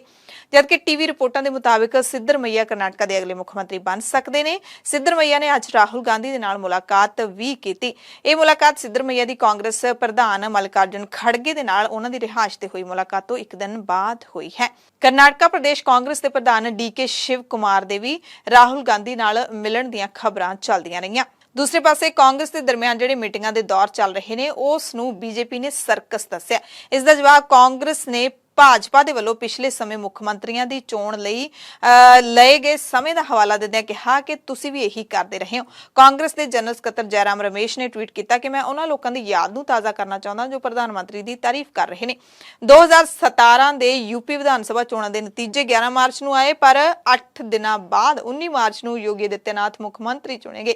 2021 ਦੇ ਵਿੱਚ ਅਸਾਮ ਵਿਧਾਨ ਸਭਾ ਚੋਣਾਂ ਦੇ ਨਤੀਜੇ 3 ਮਾਰਚ ਨੂੰ ਆਏ ਤੇ ਹੇਮੰਤ ਬਿਸਵਾ ਸਰਮਾ 7 ਦਿਨ ਬਾਅਦ ਮੁੱਖ ਮੰਤਰੀ ਚੁਣੇ ਗਏ। ਰਮੇਸ਼ ਨੇ ਕਿਹਾ ਕਿ ਜਿਹੀਆਂ ਕਈ ਹੋਰ ਵੀ ਉਦਾਹਰਨਾਂ ਨੇ ਜਿਹੜੀਆਂ ਅਸੀਂ ਦੇ ਸਕਦੇ ਹਾਂ। ਇਸ ਤੋਂ ਪਹਿਲਾਂ ਬੀਜੇਪੀ ਦੇ ਆਈਟੀ ਸੈੱਲ ਦੇ ਮੁਖੀ ਅਮਿਤ ਮਾਲਵੀਆ ਨੇ ਟਵੀਟ ਕੀਤਾ ਸੀ ਕਿ ਕੀ ਤੁਸੀਂ ਸਰਕਸ ਦੇਖਣਾ ਚਾਹੁੰਦੇ ਹੋ? ਦੇਖੋ, ਕਰਨਾਟਕਾ ਦੇ ਵਿੱਚ ਕਾਂਗਰਸ ਮੁੱਖ ਮੰਤਰੀ ਦੀ ਚੋਣ ਕਰ ਰਹੀ ਹੈ। ਮਜ਼ਬੂਤ ਘਰੇਲੂ ਮੰਗ ਕਾਰਨ ਭਾਰਤੀ ਅਰਥਵਿਵਸਥਾ 2024 ਕੈਲੰਡਰ ਸਾਲ ਦੇ ਵਿੱਚ 6.7% ਦੀ ਦਰ ਨਾਲ ਵਧਣ ਦੀ ਉਮੀਦ ਹੈ। ਸੰਯੁਕਤ ਰਾਸ਼ਟਰ ਦੀ ਰਿਪੋਰਟ ਦੇ ਵਿੱਚ ਅੰਦਾਜ਼ਾ ਲਾਇਆ ਗਿਆ ਹੈ। ਹਾਲਾਂਕਿ ਰਿਪੋਰਟ ਵਿੱਚ ਕਿਹਾ ਗਿਆ ਕਿ ਉੱਚ ਵਿਆਜ ਦਰਾਂ ਤੇ ਕਮਜ਼ੋਰ ਬਾਹਰੀ ਮੰਗ ਇਸ ਸਾਲ ਦੇਸ਼ ਦੇ ਨਿਵੇਸ਼ ਅਤੇ ਨਿਰਯਾਤ ਨੂੰ ਪ੍ਰਭਾਵਿਤ ਕਰੇਗੀ। ਸੁਪਰੀਮ ਕੋਰਟ ਨੇ ਅਡਾਨੀ ਗਰੁੱਪ ਦੇ ਖਿਲਾਫ ਜਾਂਚ ਪੂਰੀ ਕਰਨ ਦੇ ਲਈ ਸੇਬੀ ਨੂੰ 14 ਅਗਸਤ ਦਾ ਹੋਰ ਸਮਾਂ ਦਿੱਤਾ ਹੈ, ਯਾਨੀ ਕਿ 3 ਮਹੀਨਿਆਂ ਦਾ ਹੋਰ ਸਮਾਂ ਦੇ ਦਿੱਤਾ ਹੈ। ਸੁਪਰੀਮ ਕੋਰਟ ਨੇ ਸੇਬੀ ਨੂੰ ਆਪਣੀ ਹੁਣ ਤੱਕ ਕੀਤੀ ਜਾਂਚ ਰਿਪੋਰਟ ਦਾਖਲ ਕਰਨ ਦੇ ਲਈ ਕਿਹਾ ਹੈ। ਅਦਾਲਤ ਨੇ ਅਡਾਨੀ ਕੇਸ ਦੇ ਵਿੱਚ ਜਸਟਿਸ AM ਸਪਰੇ ਕਮੇਟੀ ਦੀਆਂ ਰਿਪੋਰਟਾਂ ਨੂੰ ਸਾਰੀਆਂ ਧਿਰਾਂ ਦੇ ਨਾਲ ਸਾਂਝਾ ਕਰਨ ਦੇ ਹੁਕਮ ਦਿੱਤੇ ਨੇ। ਇਸ ਦੇ ਨਾਲ ਹੀ ਸਰਵਉੱਚ ਅਦਾਲਤ ਨੇ ਕਿਹਾ ਕਿ ਉਹ ਅਡਾਨੀ ਹਿੰਡਨਬਰਗ ਮਾਮਲੇ ਦੀ ਸੁਣਵਾਈ 11 ਜੁਲਾਈ ਨੂੰ ਕਰੇਗੀ। ਸੇਬੀ ਮਾਮਲੇ ਦੀ ਜਾਂਚ ਕਰ ਰਹੀ ਹੈ ਕਿ ਗੌਤਮ ਅਡਾਨੀ ਦੀ ਅਗਵਾਈ ਵਾਲੇ ਗਰੁੱਪ ਦੇ ਸ਼ੇਅਰਾਂ ਦੀਆਂ ਕੀਮਤਾਂ ਦੇ ਵਿੱਚ ਹੇਰਾਫੇਰੀ ਤਾਂ ਨਹੀਂ ਕੀਤੀ ਗਈ। ਹਿੰਡਨਬਰਗ ਦੀ ਰਿਪੋਰਟ ਸਾਹਮਣੇ ਆਉਣ ਤੋਂ ਬਾਅਦ ਇਹ ਜਾਂਚ ਸ਼ੁਰੂ ਹੋਈ ਹੈ। ਸੇਬੀ ਨੇ ਜਾਂਚ ਪੂਰੀ ਕਰਨ ਲਈ ਸੁਪਰੀਮ ਕੋਰਟ ਤੋਂ 6 ਮਹੀਨੇ ਦਾ ਸਮਾਂ ਮੰਗਿਆ ਸੀ, ਪਰ ਸੁਪਰੀਮ ਕੋਰਟ ਨੇ ਰੱਦ ਕਰ ਦਿੱਤਾ ਹੈ। ਭਾਰਤ ਦੇ ਚੀਫ ਜਸਟਿਸ DY ਚੰਦਰਚੂੜ ਨੇ ਸੇਬੀ ਨੂੰ 14 ਅਗਸਤ ਤੱਕ ਜਾਂਚ ਰਿਪੋਰਟ ਸੌਂਪਣ ਦੇ ਲਈ ਕਿਹਾ ਗਿਆ। CBI ਨੇ ਕਥਿਤ ਬੀਮਾ ਘਪਲਾ ਮਾਮਲੇ ਦੇ ਵਿੱਚ ਜੰਮੂ ਕਸ਼ਮੀਰ ਦੇ ਸਾਬਕਾ ਰਾਜਪਾਲ ਸੱਤਿਆਪਾਲ ਮਲਿਕ ਦੇ ਤਤਕਾਲੀ ਸਹਾਇਕ ਦੇ ਘਰ ਅਤੇ ਦਿੱਲੀ ਤੇ ਜੰਮੂ ਕਸ਼ਮੀਰ ਦੇ 8 ਹੋਰ ਟਿਕਾਣਿਆਂ ਤੇ ਛਾਪੇਮਾਰੀ ਕੀਤੀ। CBI ਦੀਆਂ ਟੀਮਾਂ ਅੱਜ ਸਵੇਰੇ ਸਾਬਕਾ ਰਾਜਪਾਲ ਦੇ ਨਜ਼ਦੀਕੀ ਦੇ ਘਰ ਤੇ ਹੋਰ ਥਾਵਾਂ ਤੇ ਤਲਾਸ਼ੀ ਮੁਹਿੰਮ ਸ਼ੁਰੂ ਕਰਨ ਪਹੁੰਚੇ। ਏਜੰਸੀ ਨੇ ਮਲਿਕ ਤੋਂ 28 ਅਪ੍ਰੈਲ ਨੂੰ ਪੁੱਛ ਪੜਤਾਲ ਕੀਤੀ ਸੀ। ਉਸ ਤੋਂ ਬਾਅਦ ਅੱਜ ਕਾਰਵਾਈ ਕੀਤੀ ਗਈ। ਭਾਰਤ ਨੇ ਅਮਰੀਕਾ ਦੇ ਵਿਦੇਸ਼ ਵਿਭਾਗ ਦੇ ਵੱਲੋਂ ਜਾਰੀ ਧਾਰਮਿਕ ਆਜ਼ਾਦੀ ਦੀ ਰਿਪੋਰਟ ਨੂੰ ਪੱਖਪਾਤੀ ਦੱਸਦਿਆਂ ਰੱਦ ਕਰ ਦਿੱਤਾ ਹੈ। ਭਾਰਤ ਦੇ ਵਿਦੇਸ਼ ਮੰਤਰਾਲੇ ਦੇ ਬੁਲਾਰੇ ਅਰਿੰਦਮ ਬਾਗਚੀ ਨੇ ਕਿਹਾ ਕਿ ਇਸ ਤਰ੍ਹਾਂ ਦੀਆਂ ਰਿਪੋਰਟਾਂ ਗੁੰਮਰਾਹਕੁੰਨ ਜਾਣਕਾਰੀ ਅਤੇ ਗਲਤਫਹਿਮੀਆਂ ਤੇ ਆਧਾਰਿਤ ਨੇ। ਇਸ ਰਿਪੋਰਟ ਦੇ ਵਿੱਚ ਦਰਅਸਲ ਘੱਟ ਗਿਣਤੀਆਂ ਤੇ ਕਥਿਤ ਹਮਲਿਆਂ ਦੇ ਲਈ ਭਾਰਤ ਦੀ ਆਲੋਚਨਾ ਕੀਤੀ ਗਈ ਸੀ। ਅਮਰੀਕੀ ਵਿਦੇਸ਼ ਮੰਤਰੀ ਐਂਟਨੀ ਬਲਿੰਕਨ ਨੇ ਵਾਸ਼ਿੰਗਟਨ ਦੇ ਵਿੱਚ ਇੱਕ ਸਮਾਗਮ ਦੌਰਾਨ 2022 ਦੀ ਅੰਤਰਰਾਸ਼ਟਰੀ ਧਾਰਮਿਕ ਆਜ਼ਾਦੀ ਦੀ ਰਿਪੋਰਟ ਦੇ ਵਿੱਚ ਹਾਲਾਂਕਿ ਅਧਿਕਾਰਿਤ ਭਾਸ਼ਣ ਦੇ ਵਿੱਚ ਤਾਂ ਭਾਰਤ ਦਾ ਜ਼ਿਕਰ ਨਹੀਂ ਕੀਤਾ, ਪਰ ਸੂਚੀ ਦੇ ਵਿੱਚ ਭਾਰਤ ਦਾ ਨਾਮ ਦਰਜ ਹੈ। ਬਲਿੰਕਨ ਨੇ ਚੀਨ, ਈਰਾਨ, ਮਿਆਂਮਾਰ ਅਤੇ ਨਿਕਾਰਾਗੁਆ ਦਾ ਨਾਮ ਜ਼ਰੂਰ ਲਿਆ। ਅਮਰੀਕਾ ਨੇ ਰਿਪੋਰਟ ਉਸ ਵਕਤ ਜਾਰੀ ਕੀਤੀ ਹੈ ਜਦੋਂ ਪ੍ਰਧਾਨ ਮੰਤਰੀ ਨਰਿੰਦਰ ਮੋਦੀ 1 ਮਹੀਨੇ ਦੇ ਅੰਦਰ US ਜਾਣ ਵਾਲੇ ਨੇ। ਪੱਛਮੀ ਬੰਗਾਲ ਸਰਕਾਰ ਨੇ ਸੁਪਰੀਮ ਕੋਰਟ ਦੇ ਵਿੱਚ ਦਾਇਰ ਹਲਫਨਾਮੇ ਦੇ ਵਿੱਚ ਫਿਲਮ ਦ ਕੇਰਲਾ ਸਟੋਰੀ ਤੇ ਲਾਈ ਗਈ ਪਾਬੰਦੀ ਦਾ ਬਚਾਅ ਕੀਤਾ ਹੈ। ਸੂਬਾ ਸਰਕਾਰ ਨੇ ਸੁਪਰੀਮ ਕੋਰਟ ਨੂੰ ਦੱਸਿਆ ਕਿ ਫਿਲਮ ਦੇ ਵਿੱਚ ਨਫ਼ਰਤ ਭਰੇ ਭਾਸ਼ਣ ਅਤੇ ਤੱਥਾਂ ਨੂੰ ਤੋੜ ਮਰੋੜ ਕੇ ਪੇਸ਼ ਕੀਤਾ ਗਿਆ। ਪੱਛਮੀ ਬੰਗਾਲ ਸਰਕਾਰ ਨੇ ਸੁਪਰੀਮ ਕੋਰਟ ਨੂੰ ਇਹ ਦੱਸਿਆ ਕਿ ਸਾਡੇ ਕੋਲ ਖੁਫੀਆ ਜਾਣਕਾਰੀ ਸੀ ਕਿ ਜੇਕਰ ਫਿਲਮ ਸਾਡੇ ਸੂਬੇ ਦੇ ਵਿੱਚ ਦਿਖਾਈ ਗਈ ਤਾਂ ਇਹਦੇ ਨਾਲ ਸ਼ਾਂਤੀ ਭੰਗ ਹੋ ਸਕਦੀ ਹੈ, ਇਸੇ ਕਰਕੇ ਅਸੀਂ ਇਸ ਤੇ ਰੋਕ ਲਾਈ। ਦ ਕੇਰਲਾ ਸਟੋਰੀ ਫਿਲਮ 5 ਮਈ ਨੂੰ ਸਿਨੇਮਾ ਘਰਾਂ ਦੇ ਵਿੱਚ ਰਿਲੀਜ਼ ਹੋ ਗਈ ਸੀ। ਸੁਪਰੀਮ ਕੋਰਟ ਦੇ ਜੱਜ ਨੇ ਜਾਤੀ ਸਰਵੇ ਨਾਲ ਸੰਬੰਧਿਤ ਬਿਹਾਰ ਸਰਕਾਰ ਦੀ ਅਰਜ਼ੀ ਦੀ ਸੁਣਵਾਈ ਤੋਂ ਆਪਣੇ ਆਪ ਨੂੰ ਵੱਖ ਕਰ ਲਿਆ। ਪਟਨਾ ਹਾਈ ਕੋਰਟ ਨੇ ਬਿਹਾਰ ਸਰਕਾਰ ਵੱਲੋਂ ਕਰਵਾਏ ਜਾ ਰਹੇ ਜਾਤੀ ਸਰਵੇ ਤੇ ਰੋਕ ਲਾ ਦਿੱਤੀ ਸੀ। ਇਸ ਹੁਕਮ ਨੂੰ ਬਿਹਾਰ ਸਰਕਾਰ ਨੇ ਸੁਪਰੀਮ ਕੋਰਟ ਦੇ ਵਿੱਚ ਚੁਣੌਤੀ ਦਿੱਤੀ ਸੀ, ਜਿਸ ਦਰਮਿਆਨ ਇਹ ਸੁਣਵਾਈ ਚੱਲ ਰਹੀ ਹੈ। ਪੱਛਮੀ ਬੰਗਾਲ ਸਰਕਾਰ ਯਾਨੀ ਕਿ ਮਮਤਾ ਬੈਨਰਜੀ ਦੀ ਸਰਕਾਰ ਨੇ ਭਾਰਤੀ ਕ੍ਰਿਕਟ ਟੀਮ ਦੇ ਸਾਬਕਾ ਕਪਤਾਨ ਤੇ ਭਾਰਤੀ ਕ੍ਰਿਕਟ ਕੰਟਰੋਲ ਬੋਰਡ ਦੇ ਸਾਬਕਾ ਪ੍ਰਧਾਨ ਸੌਰਵ ਗਾਂਗੁਲੀ ਦੀ ਸੁਰੱਖਿਆ ਨੂੰ Z ਸ਼੍ਰੇਣੀ ਦੇ ਵਿੱਚ ਅਪਗ੍ਰੇਡ ਕਰਨ ਦਾ ਫੈਸਲਾ ਲਿਆ ਹੈ। ਗਾਂਗੁਲੀ ਨੂੰ ਪਹਿਲਾਂ Y ਸ਼੍ਰੇਣੀ ਦੀ ਸੁਰੱਖਿਆ ਮਿਲੀ ਹੋਈ ਸੀ। ਮਿਆਦ ਖਤਮ ਹੋਣ ਤੋਂ ਬਾਅਦ ਹੁਣ ਉਹਨਾਂ ਦੀ ਸੁਰੱਖਿਆ ਵਧਾਉਣ ਦਾ ਫੈਸਲਾ ਲਿਆ ਹੈ। ਉਧਰ ਕੇਂਦਰ ਸਰਕਾਰ ਨੇ ਬਿਹਾਰ ਦੇ ਵਿੱਚ RLJD ਲੀਡਰ ਉਪੇਂਦਰ ਕੁਸ਼ਵਾਹਾ ਨੂੰ Z ਸ਼੍ਰੇਣੀ ਦੀ ਸੁਰੱਖਿਆ ਦੇ ਦਿੱਤੀ ਹੈ। 2 ਮਹੀਨੇ ਪਹਿਲਾਂ ਹੀ ਕੁਸ਼ਵਾਹਾ ਨੂੰ Y+ ਸੁਰੱਖਿਆ ਮਿਲੀ ਸੀ ਤੇ JDU ਤੋਂ ਬਾਗੀ ਹੋ ਕੇ ਉਪੇਂਦਰ ਕੁਸ਼ਵਾਹਾ ਨੇ ਆਪਣੀ ਨਵੀਂ ਪਾਰਟੀ ਬਣਾਈ ਹੈ ਤਾਂ ਉਸ ਨੂੰ ਸੁਰੱਖਿਆ ਮਿਲ ਰਹੀ ਹੈ। ਮੰਨਿਆ ਜਾ ਰਿਹਾ ਹੈ ਕਿ ਉਪੇਂਦਰ ਕੁਸ਼ਵਾਹਾ ਛੇਤੀ ਹੀ BJP 'ਚ ਸ਼ਾਮਿਲ ਹੋ ਸਕਦੇ ਨੇ।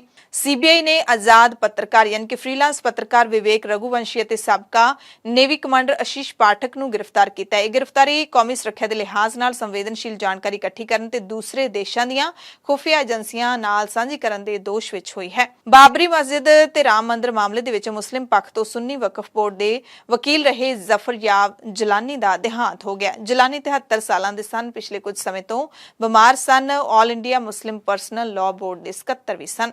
ਵਿਦੇਸ਼ ਦੀਆਂ ਖਬਰਾਂ ਦੇ ਵਿੱਚ ਸਭ ਤੋਂ ਪਹਿਲੀ ਖਬਰ ਪਾਕਿਸਤਾਨ ਤੋਂ ਹੈ, ਜਿੱਥੇ ਸਾਬਕਾ ਪ੍ਰਧਾਨ ਮੰਤਰੀ ਇਮਰਾਨ ਖਾਨ ਨੂੰ ਵੱਡੀ ਰਾਹਤ ਮਿਲੀ ਹੈ। ਰਾਹਤ ਦਿੱਤੀ ਹੈ ਇਸਲਾਮਾਬਾਦ ਹਾਈ ਕੋਰਟ ਨੇ, ਉਹੀ ਹਾਈ ਕੋਰਟ ਜਿੱਥੋਂ ਇਮਰਾਨ ਨੂੰ ਗ੍ਰਿਫਤਾਰ ਕੀਤਾ ਗਿਆ ਸੀ। ਹਾਈ ਕੋਰਟ ਨੇ ਹੁਣ ਇਮਰਾਨ ਖਾਨ ਦੀ ਗ੍ਰਿਫਤਾਰੀ ਤੇ ਰੋਕ ਦੀ ਮਿਆਦ 31 ਮਈ ਤੱਕ ਵਧਾ ਦਿੱਤੀ ਹੈ। ਅਦਾਲਤ ਨੇ ਇਹ ਫੈਸਲਾ PTI ਪਾਰਟੀ ਦੇ ਵੱਲੋਂ ਦਾਇਰ ਪਟੀਸ਼ਨ ਤੇ ਸੁਣਵਾਈ ਕਰਦਿਆਂ ਦਿੱਤਾ ਹੈ। ਅਦਾਲਤ ਨੇ ਕਿਹਾ ਕਿ 31 ਮਈ ਤੱਕ ਇਮਰਾਨ ਨੂੰ ਕਿਸੇ ਵੀ ਮਾਮਲੇ ਵਿੱਚ ਗ੍ਰਿਫਤਾਰ ਨਹੀਂ ਕੀਤਾ ਜਾ ਸਕੇਗਾ। ਫਿਜੀ ਦੇ ਪ੍ਰਧਾਨ ਮੰਤਰੀ ਨੇ ਦਹਾਕਿਆਂ ਪੁਰਾਣੀ ਘਟਨਾ ਦੇ ਲਈ ਭਾਰਤੀਆਂ ਤੋਂ ਮਾਫੀ ਮੰਗੀ ਹੈ। ਘਟਨਾ ਦੇ 36 ਸਾਲ ਪੂਰੇ ਹੋਣ ਤੇ ਉਹਨਾਂ ਨੇ ਕਿਹਾ ਹੈ ਕਿ ਅਸੀਂ ਉਹਨਾਂ ਲੋਕਾਂ ਤੇ ਦੋਸ਼ ਨਹੀਂ ਲਾਉਂਦੇ ਜੋ ਸਾਡੇ ਨਾਲ ਗੁੱਸੇ ਜਾਂ ਨਫ਼ਰਤ ਕਰਦੇ ਨੇ। ਮੈਂ ਇੱਥੇ ਆਪਣੀ ਗਲਤੀ ਸਵੀਕਾਰ ਕਰਦਾ ਤੇ ਲੋਕਾਂ ਤੋਂ ਮਾਫੀ ਮੰਗਦਾ ਹਾਂ। ਪ੍ਰਧਾਨ ਮੰਤਰੀ ਸਿਤਵੇਨੀ ਰਬੂਕਾ ਨੇ ਕਿਹਾ ਕਿ ਭਾਰਤੀ ਮੂਲ ਦੇ ਲੋਕਾਂ ਦੇ ਖਿਲਾਫ 1987 ਦਾ ਤਖਤਾ ਪਲਟ ਠੀਕ ਨਹੀਂ ਸੀ। ਉਸ ਸਮੇਂ ਦਾਅਵਾ ਕੀਤਾ ਗਿਆ ਸੀ ਕਿ ਭਾਰਤ ਤੋਂ ਗੰਨੇ ਦੇ ਖੇਤਾਂ ਵਿੱਚ ਕੰਮ ਕਰਨ ਲਈ ਆਉਣ ਵਾਲੇ ਲੋਕਾਂ ਦੀ ਗਿਣਤੀ ਉੱਥੋਂ ਦੇ ਮੂਲ ਨਿਵਾਸੀਆਂ ਦੇ ਨਾਲੋਂ ਵੱਧ ਗਈ ਹੈ ਤੇ ਉਹਨਾਂ ਦੇ ਦੇਸ਼ ਤੇ ਫਿਜੀ ਲੋਕਾਂ ਦਾ ਕੰਟਰੋਲ ਕਮਜ਼ੋਰ ਹੋ ਰਿਹਾ ਹੈ ਅਤੇ ਭਾਰਤੀ ਲੋਕਾਂ ਦਾ ਕੰਟਰੋਲ ਜ਼ਿਆਦਾ। ਦਰਅਸਲ 1879 ਤੋਂ 1916 ਦੇ ਵਿਚਕਾਰ ਭਾਰਤ ਤੋਂ 60,000 ਤੋਂ ਵੱਧ ਲੋਕਾਂ ਨੂੰ ਗੰਨੇ ਦੇ ਖੇਤਾਂ ਵਿੱਚ ਕੰਮ ਕਰਨ ਦੇ ਲਈ ਫਿਜੀ ਲਿਜਾਇਆ ਗਿਆ ਸੀ ਤੇ ਉਸ ਵਕਤ ਲੈਫਟੀਨੈਂਟ ਕਰਨਲ ਸਿਤਵੇਨੀ ਰਾਬੁਕਾ ਨੇ ਬਿਨਾਂ ਖੂਨ ਖਰਾਬੇ ਦੇ ਇੱਕ ਤਖਤਾ ਪਲਟ ਕਰਕੇ ਸੱਤਾ ਹਥਿਆ ਲਈ ਸੀ। ਤਖਤਾ ਪਲਟ ਤੋਂ ਬਾਅਦ ਵੱਡੀ ਗਿਣਤੀ ਵਿੱਚ ਫਿਜੀ ਤੋਂ ਭਾਰਤੀਆਂ ਦਾ ਪਲਾਇਨ ਹੋਇਆ ਸੀ ਕਿਉਂਕਿ ਉਹਨਾਂ ਨੇ ਇੱਕ ਸਿਆਸੀ ਕਦਮ ਚੁੱਕਦੇ ਹੋਏ ਫਿਜੀ ਨੂੰ ਗਣਤੰਤਰ ਐਲਾਨ ਦਿੱਤਾ ਸੀ, ਜਿਸ ਤੋਂ ਬਾਅਦ ਭਾਰਤੀਆਂ ਨੂੰ ਮੁਲਕ ਛੱਡ ਕੇ ਜਾਣਾ ਪਿਆ। ਅਮਰੀਕਾ ਦੇ ਰਾਸ਼ਟਰਪਤੀ ਜੋ ਬਾਈਡਨ ਨੇ G7 ਸੰਮੇਲਨ ਤੋਂ ਬਾਅਦ ਪਾਪੂਆ ਨਿਊ ਗਿਨੀਆ ਅਤੇ ਆਸਟ੍ਰੇਲੀਆ ਦੇ ਆਪਣੇ ਨਿਰਧਾਰਿਤ ਦੌਰੇ ਰੱਦ ਕਰ ਦਿੱਤੇ ਨੇ। ਇਸ ਦੌਰਾਨ ਅਮਰੀਕੀ ਰਾਸ਼ਟਰਪਤੀ ਜੋ ਬਾਈਡਨ ਨੇ ਕਿਹਾ ਕਿ ਉਹ ਜਾਪਾਨ ਦੇ ਵਿੱਚ G7 ਸੰਮੇਲਨ ਦੇ ਵਿੱਚ ਹਿੱਸਾ ਲੈਣ ਤੋਂ ਬਾਅਦ ਵਾਪਸ ਭਾਰਤ ਆਉਣਗੇ। ਆਸਟ੍ਰੇਲੀਆ ਦੇ ਵਿੱਚ ਕਵਾਡ ਲੀਡਰਾਂ ਦੇ ਸੰਮੇਲਨ ਦੇ ਵਿੱਚ ਸ਼ਾਮਲ ਨਹੀਂ ਹੋਣਗੇ। ਬਾਈਡਨ ਨੇ ਇਹ ਫੈਸਲਾ ਅਮਰੀਕਾ ਦੇ ਵਿੱਚ ਕਰਜ਼ੇ ਦੇ ਸੰਕਟ ਦਰਮਿਆਨ ਲਿਆ ਹੈ। ਇਸ ਨੂੰ ਲੈ ਕੇ ਮੰਗਲਵਾਰ ਨੂੰ ਯਾਨੀ ਕਿ ਕੱਲ ਵਾਈਟ ਹਾਊਸ ਦੇ ਵਿੱਚ ਹੰਗਾਮੀ ਬੈਠਕ ਵੀ ਬਾਈਡਨ ਨੇ ਕੀਤੀ। ਅਮਰੀਕਾ ਤੇ ਦਰਅਸਲ ਇਸ ਵਕਤ 31,400 ਅਰਬ ਡਾਲਰ ਦਾ ਕਰਜ਼ਾ ਹੈ। ਅਮਰੀਕੀ ਸਰਕਾਰ ਨੇ ਦਰਅਸਲ ਉਧਾਰ ਲੈਣ ਦੀ ਹੱਦ ਪਾਰ ਕਰ ਦਿੱਤੀ ਹੈ, ਪਰ ਕਰਜ਼ੇ ਦੀ ਅਦਾਇਗੀ ਦੇ ਲਈ ਵੀ ਅਮਰੀਕਾ ਨੂੰ ਉਧਾਰ ਹੀ ਲੈਣਾ ਪਵੇਗਾ, ਕਰਜ਼ਾ ਹੀ ਲੈਣਾ ਪਵੇਗਾ। ਇਹਦਾ ਮਤਲਬ ਹੈ ਕਿ ਕਰਜ਼ੇ ਦੀ ਹੱਦ ਵਧਾਉਣੀ ਹੋਵੇਗੀ ਤੇ ਜੇ ਕਰਜ਼ਾ ਲਾਉਣ ਦੇ ਲਈ ਅਮਰੀਕਾ ਦੀ ਕਿਸੇ ਨਾਲ ਕੋਈ ਡੀਲ ਨਹੀਂ ਹੁੰਦੀ, ਕੋਈ ਸਮਝੌਤਾ ਨਹੀਂ ਹੁੰਦਾ ਤਾਂ ਅਮਰੀਕਾ 1 ਜੂਨ ਤੱਕ ਡਿਫਾਲਟ ਹੋ ਜਾਏਗਾ। ਸੋ ਬੜੀ ਹੈਰਾਨੀ ਦੀ ਗੱਲ ਹੈ ਕਿ ਅਮਰੀਕਾ, ਜਿਸ ਨੂੰ ਕਿਸੇ ਵਕਤ ਵਿਸ਼ਵ ਸ਼ਕਤੀ ਕਿਹਾ ਜਾਂਦਾ ਸੀ, ਅੱਜ ਵੀ ਵਿਸ਼ਵ ਸ਼ਕਤੀ ਮੰਨਿਆ ਜਾਂਦਾ ਹੈ, ਉਹ ਜੇ ਅਗਲੇ ਮਹੀਨੇ ਤੱਕ 1 ਜੂਨ ਤੱਕ ਯਾਨੀ ਕਿ ਸਿਰਫ 12-13 ਦਿਨ ਨੇ, ਇੰਨੇ ਦਿਨਾਂ ਦੇ ਵਿੱਚ ਜੇ ਅਮਰੀਕਾ ਆਪਣਾ ਕਰਜ਼ਾ ਲਾਉਣ ਦੇ ਵਿੱਚ ਕਾਮਯਾਬ ਨਾ ਹੋਇਆ ਤਾਂ ਡਿਫਾਲਟ ਅਮਰੀਕਾ ਨੂੰ ਐਲਾਨ ਦਿੱਤਾ ਜਾਏਗਾ। ਐਮਰਜੈਂਸੀ ਬੁਲੇਟਿਨ ਦੇ ਵਿੱਚ ਤੁਹਾਡੇ ਸਭ ਤੋਂ ਇਜਾਜ਼ਤ ਚਾਹੁੰਦੇ ਹਾਂ। ਤੁਸੀਂ ਸਾਰੇ ਆਪਣਾ ਧਿਆਨ ਰੱਖਿਓ, ਲੋੜਵੰਦਾਂ ਦੀ ਮਦਦ ਜ਼ਰੂਰ ਕਰਦੇ ਰਿਹਾ ਕਰੋ ਤੇ ਅਫਵਾਹਾਂ ਤੋਂ ਬਚ ਕੇ ਰਿਹਾ ਕਰੋ। ਸਵੇਰ ਦੀਆਂ ਖਬਰਾਂ 'ਚ ਫਿਰ ਮਿਲਾਂਗੇ। ਧੰਨਵਾਦ।